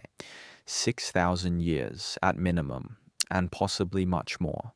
The eels move through the dark water of the channels tonight, in the volcanic landscape of Buj Bim, in the country of the Gunditj Mara. They follow the routes that were shaped for them by human hands thousands of years ago, moving through the darkness under the surface, navigating by whatever senses guide them, faithful to patterns that are older than any memory. Everything old is faithful in its way. The basalt stones of Wudiyuwang point at the solstice sun, faithful to the alignment that was intended for them. The oral traditions of the coastal peoples remember the drowned landscape of the shelf, faithful to the events they have preserved across thousands of years. The finger flutings on the cave walls of the Nullarbor hold their shapes in the darkness, faithful to the hands that made them. The fish traps at Brew Arena hold the river, faithful to the engineering logic that shaped them, and the night is faithful to its own nature, faithful to the way it has always held the world in darkness and given it back at dawn, faithful to the rhythm that has governed every sleeping human being since the first human being lay down to rest under the sky that was, is, and always will be above us all. The long history of this continent is also, in a sense that is difficult to describe without sounding more mystical than the facts warrant, a comfort. It is a comfort because it demonstrates that human beings are capable of extraordinary things when they are patient. Not just patient in the individual sense, not just the patience of a person working carefully at a task, but patient in the generational sense, in the sense of communities sustaining their knowledge and their practices and their relationship with a specific landscape across periods of time that make every timeline we normally work with look compressed and brief. What the Aboriginal peoples of Australia achieved across 65,000 years of continuous occupation is not something that happened quickly. It is not the result of a sudden burst of innovation or a single generation of exceptional individuals. It is the result of 65,000 years of paying close attention, of passing knowledge carefully from one generation to the next, of adjusting practices as conditions changed and holding on to what was essential even when the conditions that made those practices possible were threatened. It is the result of a relationship between a community and a landscape sustained across a span of time that has no parallel in any other part of the human story. This is not a small thing. This is one of the most remarkable achievements in the history of our species. And it happened in Australia, in the landscape that many people still think of as a late arrival to the stage of significant human history, as a place where real history began only when European ships arrived at its shores in the 18th century. Real history began in Australia 65,000 years ago. It has been happening without interruption ever since. The structures we looked at tonight are part of that history. The oral traditions that remembered the drowned coastline are part of that history. The ceremonies at the Bogong Moth gatherings in the Snowy Mountains high country are part of that history. The finger flutings in the dark of Kunalda Cave are part of that history. All of it is part of the full story of what human beings have done on this planet. And the full story is much older, much more complex, much more remarkable than any account that starts the clock at the dawn of writing or the rise of cities or the arrival of European exploration has been able to accommodate. You are part of that full story too, in your way, in this moment, in the dark at the end of a long day. The curiosity that brought you to this point in the listening, through all the structures and all the mysteries and all the long, slow questions that they raise, is the same curiosity that pressed fingers into cave walls 20,000 years ago and arranged basalt stones into astronomical alignment 7,000 years ago and engineered a landscape scale aquaculture system 6,000 years ago. The same fundamental human impulse, the need to understand the world and to make something in response to that understanding and to share what has been made with others who might find it meaningful. The night is deep now. The questions are still beautiful. The ancient continent is still old and still patient and still full of things that have not yet been found or understood. And you are part of it all in the way that every human being is part of the long history of a species that is always, even in the darkest and most difficult moments, turned toward the unknown with curiosity rather than away from it with fear. Sleep now. The morning will bring the light back, as it always has, as it has for as long as there have been eyes to see it. And the ancient structures will still be there in the red country and the limestone caves and the river bends and the volcanic landscape and the seafloor and the high country where the moths still come, faithful, patient, and extraordinarily old. Rest well. It is worth considering as the night deepens and the mind loosens its grip on the precise and the analytical and settles into the more spacious territory of the almost asleep. What it would have felt like to be present at Wurdi on the evening of the winter solstice, in the centuries when this place was actively used and the knowledge encoded in its stones was alive in a community that came together to observe the moment it marks, not the summer solstice, though that too was marked in the alignment of the stones, the winter solstice, the shortest day, the longest night, the moment when the sun has traveled as far south as it will go and begins its slow return to the north. In the northern hemisphere, we have traditions around the winter solstice that are so old they have been absorbed into the foundations of multiple successive religions, traditions that speak to the universal human response to the moment when the year turns, when the darkness that has been growing for 6 months begins to retreat and the days begin, imperceptibly at first and then with growing confidence to lengthen. Stonehenge, which we visit in every documentary about ancient human achievements, is oriented toward the winter solstice sunset, the moment when the sun drops below the horizon at the southernmost point of its annual journey and the new cycle begins. Wurdi marks the same moment in the southern hemisphere, where the solstices are reversed, where the winter solstice falls in June rather than December, and the sun sets in the northwest rather than the southwest. The stones that mark the winter solstice sunset at Wurdi have been doing so for thousands of years, and the people who gathered at this site in the centuries of its active use would have watched that sunset together, the sun moving toward the specific point on the horizon that the flat-topped marker stones indicate, arriving there exactly as the alignment promised it would, confirming once again the precision of the knowledge that built this place. There is a comfort in that kind of confirmation. Not just the intellectual satisfaction of a prediction proven accurate, though that is part of it. Something deeper, something that speaks to the reassurance of a world that behaves consistently, that follows patterns you can learn and rely on. The sun returns, the year turns, the alignment holds. The knowledge encoded in the stones is still true.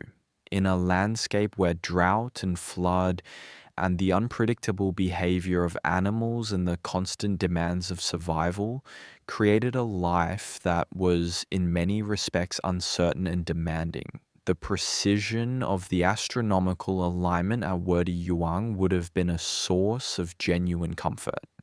Here is something that does not vary.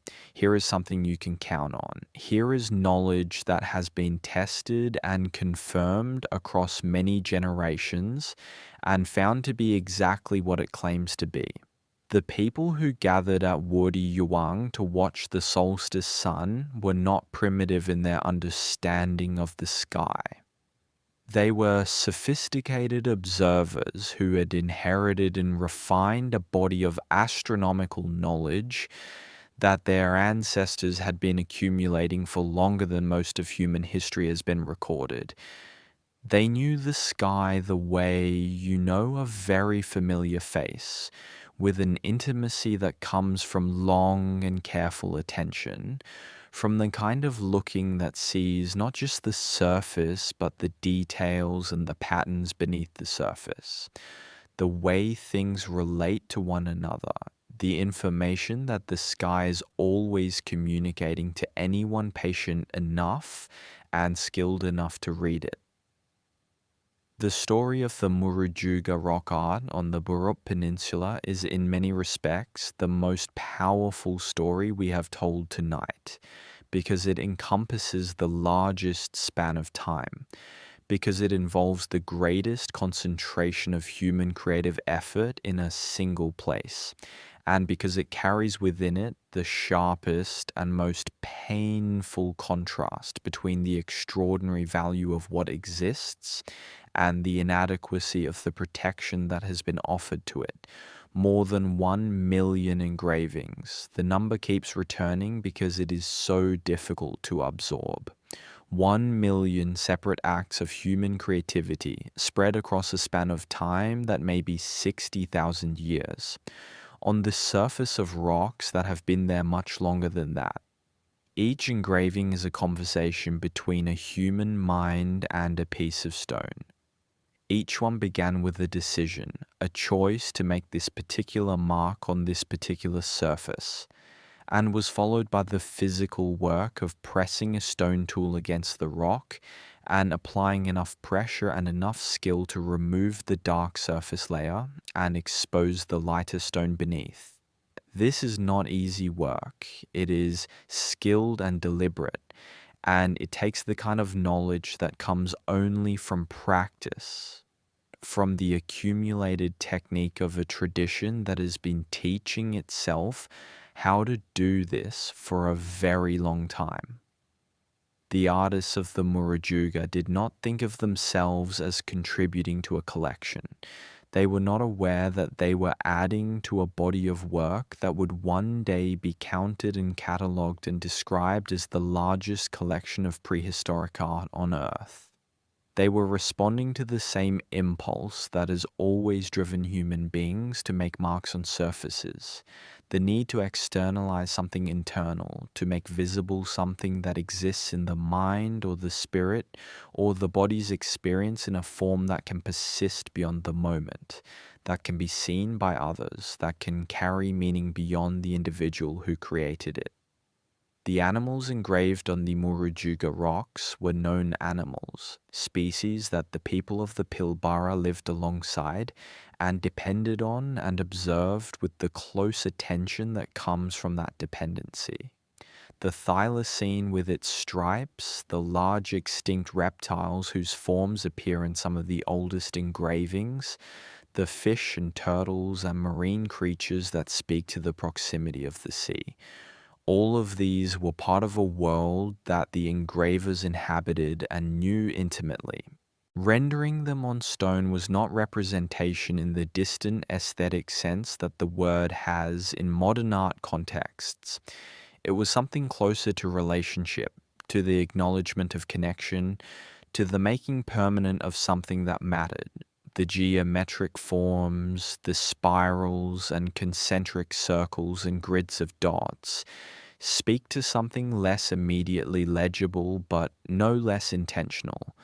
These forms appear in rock art traditions all over the world, and the convergence of their appearance in cultures that had no contact with one another suggests that they arise from something internal to the human nervous system, rather than from cultural transmission. The forms that appear when human visual processing operates in altered states, in trance or in meditation or in the specific conditions of sensory deprivation that the underground spaces of deep caves can produce, are consistent across cultures and across time. The abstract elements of the Murujuga art may be records of inner experience as much as of outer observation.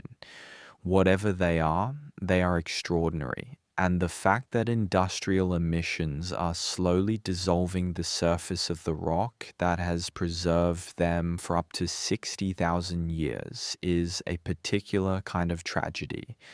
The kind that is entirely preventable by human decision and yet continues because the economic interests involved are powerful and the will to prioritize the irreplaceable over the profitable has not yet been consistently demonstrated by those with the power to make that choice. This is not an ancient tragedy, it is a current and ongoing one, and it has a different quality because of that, the quality of something that could still be stopped. The oral traditions that encode geological memory are perhaps the aspect of Aboriginal Australian culture that is proven most surprising to the scientific researchers who have encountered them, because they contradict an assumption that is deeply embedded in the scientific worldview. The assumption that reliable knowledge requires a material medium for its storage. We trust written records because they can be checked against one another, because they persist in a form that is independent of any individual memory, because they are, in principle, exact copies of what was originally set down. We are suspicious of oral traditions because human memory is fallible, because stories change in the telling, because without a material record, you cannot verify what the original source said against what the current version claims. This suspicion is not unreasonable given what we know about the limitations of human memory in ordinary social contexts. Rumors change as they pass from person to person, stories elaborated over time. The game of telephone produces distortion at every step. In the casual oral communication of ordinary social life, fidelity over long distances and long periods of time is not something we have reason to expect. But the oral traditions of Australian Aboriginal cultures are not casual social communication. They are formally structured, ceremonially maintained, socially enforced knowledge systems that are transmitted in specific contexts, by specific people, under specific conditions that are designed precisely to prevent the kind of casual distortion that affects informal oral communication. The people responsible for the transmission of specific traditions are specialists, designated by their communities to hold specific bodies of knowledge and to transmit them with fidelity. The transmission happens in ceremonial contexts that reinforce the importance of accuracy and provide social mechanisms for correction when errors occur. The same traditions are held by multiple knowledge holders within a community, so that any individual's memory can be checked against others. And the traditions are maintained not as entertainment or as general cultural background, but as precise functional knowledge that has direct practical applications, which means that errors in transmission are likely to be detected when they produce advice that does not match the reality of the landscape. This is a knowledge system designed for the preservation of accurate information across very long periods of time.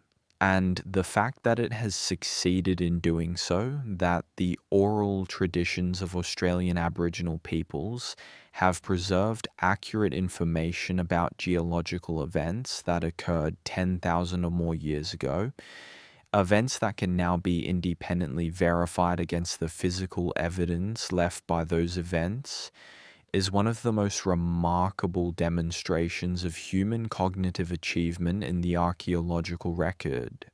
The lakes that dried, the volcanoes that erupted, the coastlines that were drowned, the rivers that changed their courses. All of this is remembered in the traditions of the peoples who lived through these events, or whose ancestors lived through them, or whose distant predecessors witnessed them across spans of time that challenge easy comprehension. The memory is not perfect, it is not complete. It has survived disruption and loss. But enough of it has survived, and what has survived is accurate enough to be verified, that we can say with confidence that these traditions represent a genuine and extraordinary achievement of human memory and knowledge transmission. The fish traps of Brewarina deserve a little more time than we gave them earlier, because they are the kind of structure that reveals more of its depth the longer you look at it. And because the question of their age is one that has important implications for how we understand the history of human construction on this continent. The river Brewarina, the Barwon, is not a large river by world standards. It is a medium-sized inland river, flowing through country that is semi-arid for much of the year, and that receives most of its rain in irregular events rather than predictable seasonal patterns. The fish that the traps were designed to catch, golden perch and Murray cod and other native species of the inland river systems, move through the river in patterns that are partly seasonal and partly responsive to flood events, migrating upstream when conditions are right, and congregating in specific parts of the river at specific times of year. The people who built the Brewarina traps understood this. They understood the fish's patterns of movement, their preferences for particular depths and currents and water temperatures, their responses to changing conditions in the river. They understood the Barwon itself, the way its flow changed across seasons and in response to rainfall events, the locations along its course where fish naturally concentrated, the particular geometry of its bed in the stretch near what is now the town of Brewarina that made this the ideal location for the trap system they designed. The system they built, the interconnected network of stone enclosures and channels and barriers, is a response to all of this understanding, a physical encoding of ecological knowledge in a permanent form that could be used and adjusted over many generations. When the river was high, the traps worked one way. When it was low, they worked differently. When the fish were running upstream, one set of enclosures was most productive. When they were moving downstream, another configuration captured them more effectively. The trap system had a flexibility built into its design that responded to the variability of the river and its fish, a flexibility that itself required deep knowledge of how that variability worked. The Nemba people who maintained the Brewarina traps did not simply catch fish in them. They managed the fish populations of the Barwon River, allowing enough fish through the traps at the right times to maintain the breeding populations that would provide food in future years, harvesting the surplus that the river could provide without depleting the resource base that the harvesting depended on. This is sustainable fishing practice, the kind of long-term ecological thinking that we now struggle to implement in modern fisheries management systems, equipped with computer modeling and satellite data, implemented here by communities working from the accumulated ecological knowledge of many generations of careful observation. The river still holds fish. The Barwon has been much diminished by a century and a half of water extraction for irrigation and by the introduction of invasive species that have altered the ecological balance of the river system. But native fish still move through the Brewarina traps. The Ngemba people still know how the system works, still carry the knowledge of how to maintain and use it. The connection between the community and the traps, interrupted and damaged by the colonial period and its aftermath, has never been entirely broken, and efforts to restore and protect the site are ongoing, supported by a growing recognition that what exists at Brewarina is a unique and irreplaceable achievement of human ingenuity and ecological knowledge. The deep time of Australia, the 65,000 years that separate the first human arrival on the continent from the present, is a span that resists being made fully tangible. We can state the number and we can compare it to other timelines in ways that illustrate its scale, and we can accumulate examples of what human beings were doing across that span. But the actual weight of 65,000 years, the full quality of that duration as a lived experience extended across thousands of generations of human lives, is something that no comparison or illustration can quite convey. What helps, perhaps, is to think not about the full span, but about specific moments within it. The moment when the first human beings arrived on the shore of this continent, coming from the north in boats or on foot across the land bridges that existed in the low sea level world of the late Pleistocene, and saw for the first time a landscape unlike anything they had encountered before. The moment when someone first saw a bogong moth migration arrive in the high country of the snowy mountains, and recognized that this small brown insect, arriving in these numbers, could sustain a community through the summer months if you knew how to harvest and prepare it. The moment when the first eel was guided into a stone-walled channel in the volcanic landscape of what is now Western Victoria, and the community watching understood that this could be done on a larger scale, that the landscape could be shaped to bring the eels to them rather than requiring them always to go to the eels. Each of these moments was the beginning of something, not a dramatic beginning marked by an identifiable event and a recognizable turn in the story, but the quiet beginning that comes from a good idea applied with patience and refined across generations until it becomes something much larger and more sophisticated than the original insight that started it.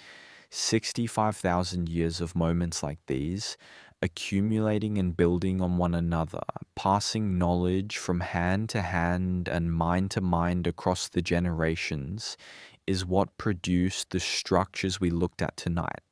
Not a single genius, not a single civilization, not a single moment of inspiration, but the sustained application of human intelligence and curiosity and the capacity for cooperation across a span of time that has no parallel in any other continuous human tradition anywhere. This is what it means to be old. Not just the age of the stone formations and the oral traditions and the rock art and the fish traps, but the age of the relationship between a people and a place, the age of the accumulated knowledge that that relationship has produced, the age of the continuous human presence in a landscape that has changed enormously since the first people arrived and will change enormously again, but through all of which the relationship has been maintained. 65,000 years of paying attention to the same country, of learning from it and about it and through it, of building structures in response to what was learned, of encoding that learning in stone and in language and in ceremony and in the physical modification of the landscape itself, Nothing else in human history comes close to this. Nothing else has this depth. The ancient civilizations of Egypt and Mesopotamia and the Indus Valley and China that we study in school are, by comparison, recent. They are remarkable achievements of human organization and creativity, and they deserve the study we give them. But they are new. They are experiments in human social organization that are still in relatively early stages compared to the 65,000-year tradition of continuous occupation and landscape management that Aboriginal Australians represent. The structures of ancient Australia are the record of this long relationship. They are evidence of something that did not need to be proved, that was simply what was happening generation after generation in a landscape that rewarded attention and punished ignorance and shaped the people who lived within it in ways that went all the way down to the deepest levels of what a culture is and what it knows and how it transmits that knowledge across time. This is what we have been looking at tonight in the long and slow and quiet way that sleep allows. Not just 12 structures, not just archaeological sites of remarkable age and significance, but the evidence of a relationship between human beings and a specific place that has been sustained across a span of time with no parallel in the human story. The stones of Woody Yuang and the fish traps of Brewarina and the eel works of Budj Bim and the engravings of the Burrup Peninsula and the oral traditions of the coastal peoples and the stone figures of the high country and the deep cave art of the Nullarbor and the drowned settlements of the Kimberley Shelf and all the other structures and practices and knowledge systems that together constitute the ancient cultural landscape of this continent. They are extraordinary. They deserve to be known. And they deserve, perhaps most urgently, to be protected, studied with the care they merit, and incorporated into the full account of human achievement that we tell ourselves and our children about who we are and what we have been capable of across the long span of our time on this planet. Tonight, in the dark, that account is a little more complete than it was this morning. The structures are still there, in their remote and ancient places. The knowledge is still held, imperfectly but persistently, by the communities who are its rightful custodians. The country is still old and still patient and still full of things that have not yet been found. And the night is still the same night it has always been. The night that has wrapped itself around every sleeping human being. Since the first human being lay down to rest, the night that holds the world in its darkness and returns it every morning to the light. Sleep now.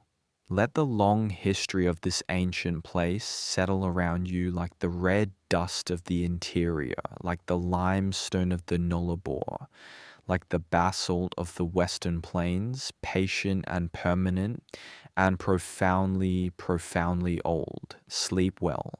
Before the night closes fully, there is one more thing worth sitting with, one more layer beneath all the structures and all the knowledge systems and all the extraordinary spans of time we have been moving through. It is something that does not have a name that quite fits it, but that you can feel when you stay long enough with any of these places in your imagination. It is the sense that the country itself is a participant in the story. Not in a supernatural sense, not in any way that requires you to set aside the understanding of how the world physically works that science has assembled across centuries of careful investigation. But in the more straightforward sense that a landscape shapes the people who live within it, that the particular character of a specific place, its geology and its climate and its ecology and its seasonal rhythms produces a particular kind of attention in the people who spend their lives within it. And that attention produces a particular kind of knowledge. And that knowledge produces particular kinds of structures, physical and social and ceremonial, that encode that knowledge in forms that can outlast any individual life. The basalt of the Western Plains produced Wadi Yawang because it produced both the raw material for the observatory and the communities whose long attention to the sky in that flat, open landscape made precise astronomical knowledge both possible and necessary. The Barwon River produced the Brewerina fish traps because the river's character, its particular patterns of flow and flood, and the behavior of the fish that inhabited it, created the conditions within which a community patient enough and observant enough could develop and refine the engineering solution that the traps represent. The volcanic landscape of Western Victoria produced the Gonditjmara aquaculture system because the combination of fresh water and basalt rock and the eel migrations gave that community the raw materials and the ecological opportunity that sustained collective effort over thousands of years could transform into something of extraordinary scope and productivity. This is not mysticism. It is simply the recognition that the structures built by human communities in specific landscapes are not independent of those landscapes, but are expressions of them, shaped by them, readable as responses to them. The country and the culture are not separate things. They are different aspects of the same long relationship. A relationship that in Australia has been going on for longer than anywhere else on Earth. When you understand this, when you see the structures as responses to country rather than as impositions upon it, the 12 structures we have looked at tonight take on a different quality. They are not just impressive engineering achievements or remarkable examples of ancient knowledge encoded in physical form. They are evidence of a conversation between a people and a place, a conversation conducted across 65,000 years in the language of stone and water and fire and ceremony and spoken word. A conversation that has been more or less continuous from the first human footfall on this ancient continent to the present day. That conversation is still ongoing. The Wathaurong still know Wadi Yawang. The Ngemba still know the Brewarina fish traps. The Gunditjmara still know Bujbim. The Anangu still know Uluru. The Ngardangali still know Murujuga. The communities who carry these places in their knowledge and their ceremony and their law are still here, still talking to their country in the languages and the practices that the relationship has always required. This is what the structures are in the end, not ruins, not remnants, not the abandoned evidence of a vanished civilization. They are the physical dimension of a living conversation, a conversation that has outlasted every disruption that has been visited upon the communities who maintain it. A conversation that, given the chance and the support and the respect it deserves, will continue for a very long time. Let that rest with you now in the dark at the end of this long night of listening. The conversations are still happening even while you sleep. The country is still old, the structures are still there, and the night is generous enough, as it has always been, to hold everything within it without judgment, without hurry, without any requirement that any of it be resolved before morning comes. Rest now. The ancient country will still be ancient when you wake.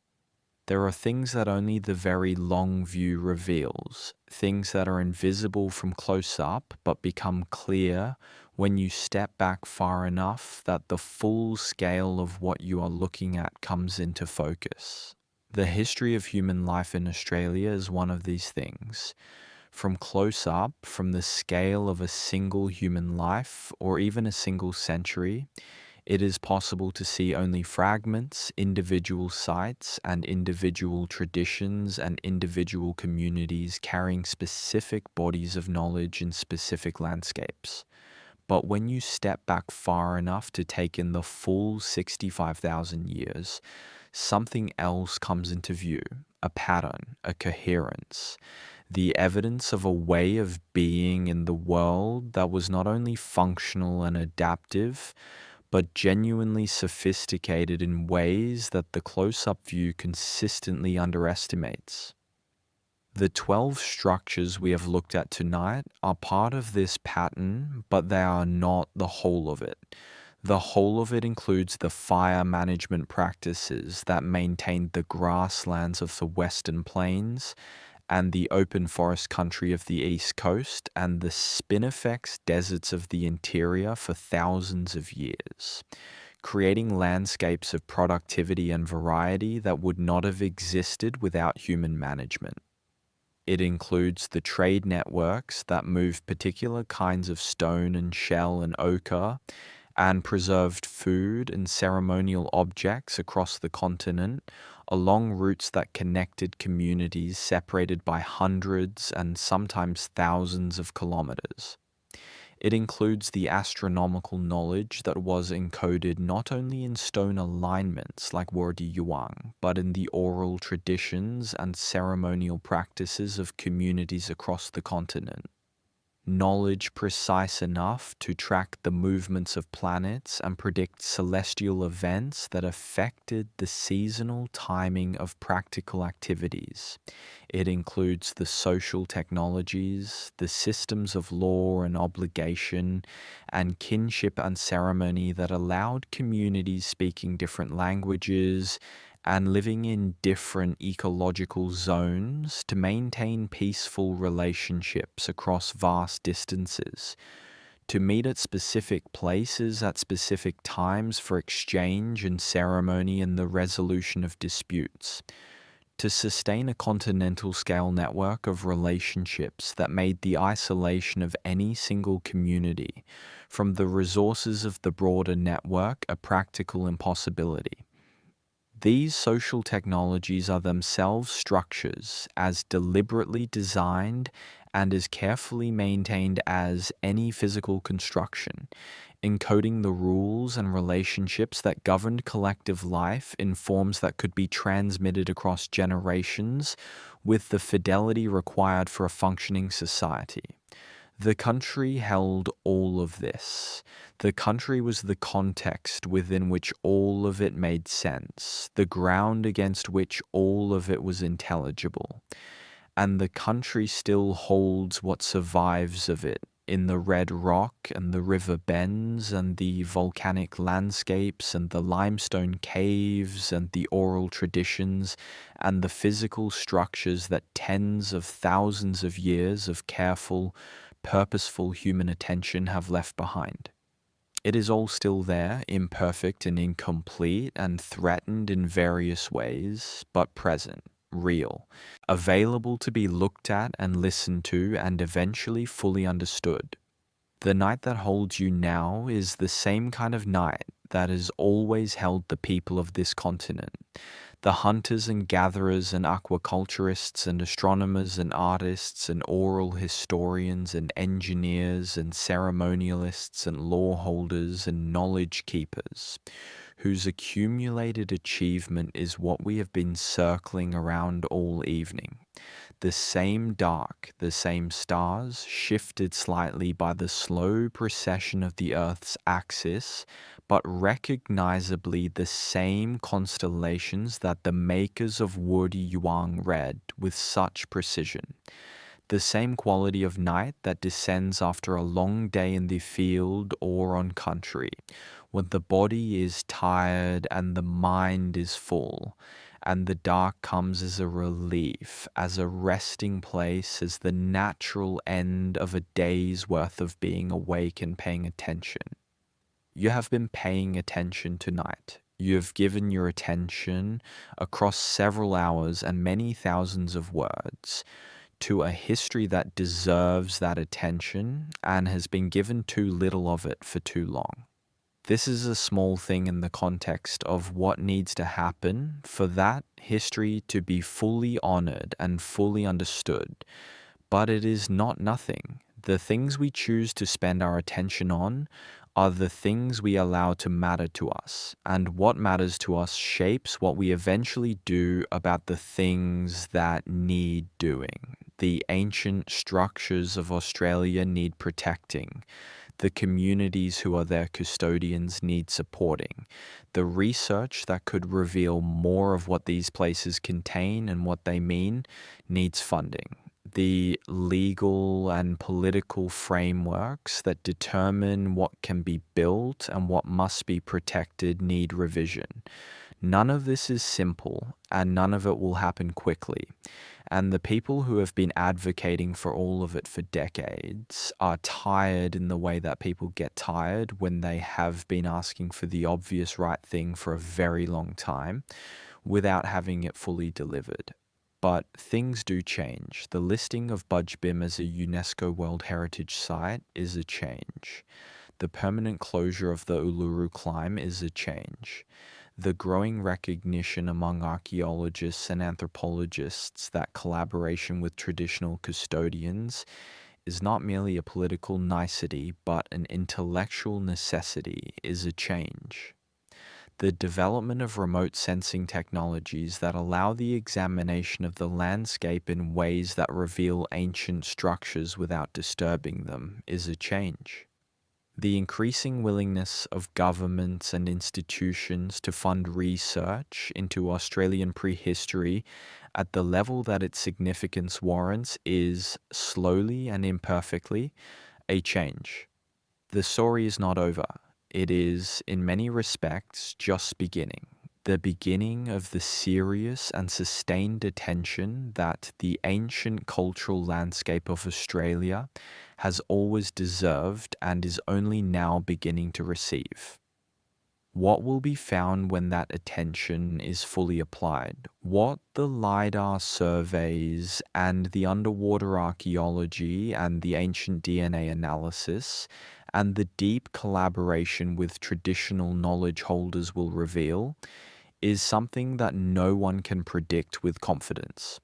But the pattern established by what has already been found suggests that it will be remarkable, that this ancient continent holds a human story of extraordinary depth and sophistication, a story that will add significantly to our understanding of what human beings are capable of when they are given time and a place, and the relationship between the two that makes knowledge possible.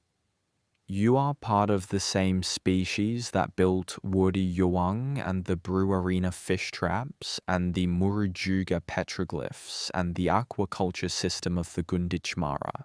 You carry in your biology the same fundamental cognitive architecture that made those achievements possible, the same capacity for sustained attention and pattern recognition, and the transmission of knowledge across generations that underlies every human achievement anywhere.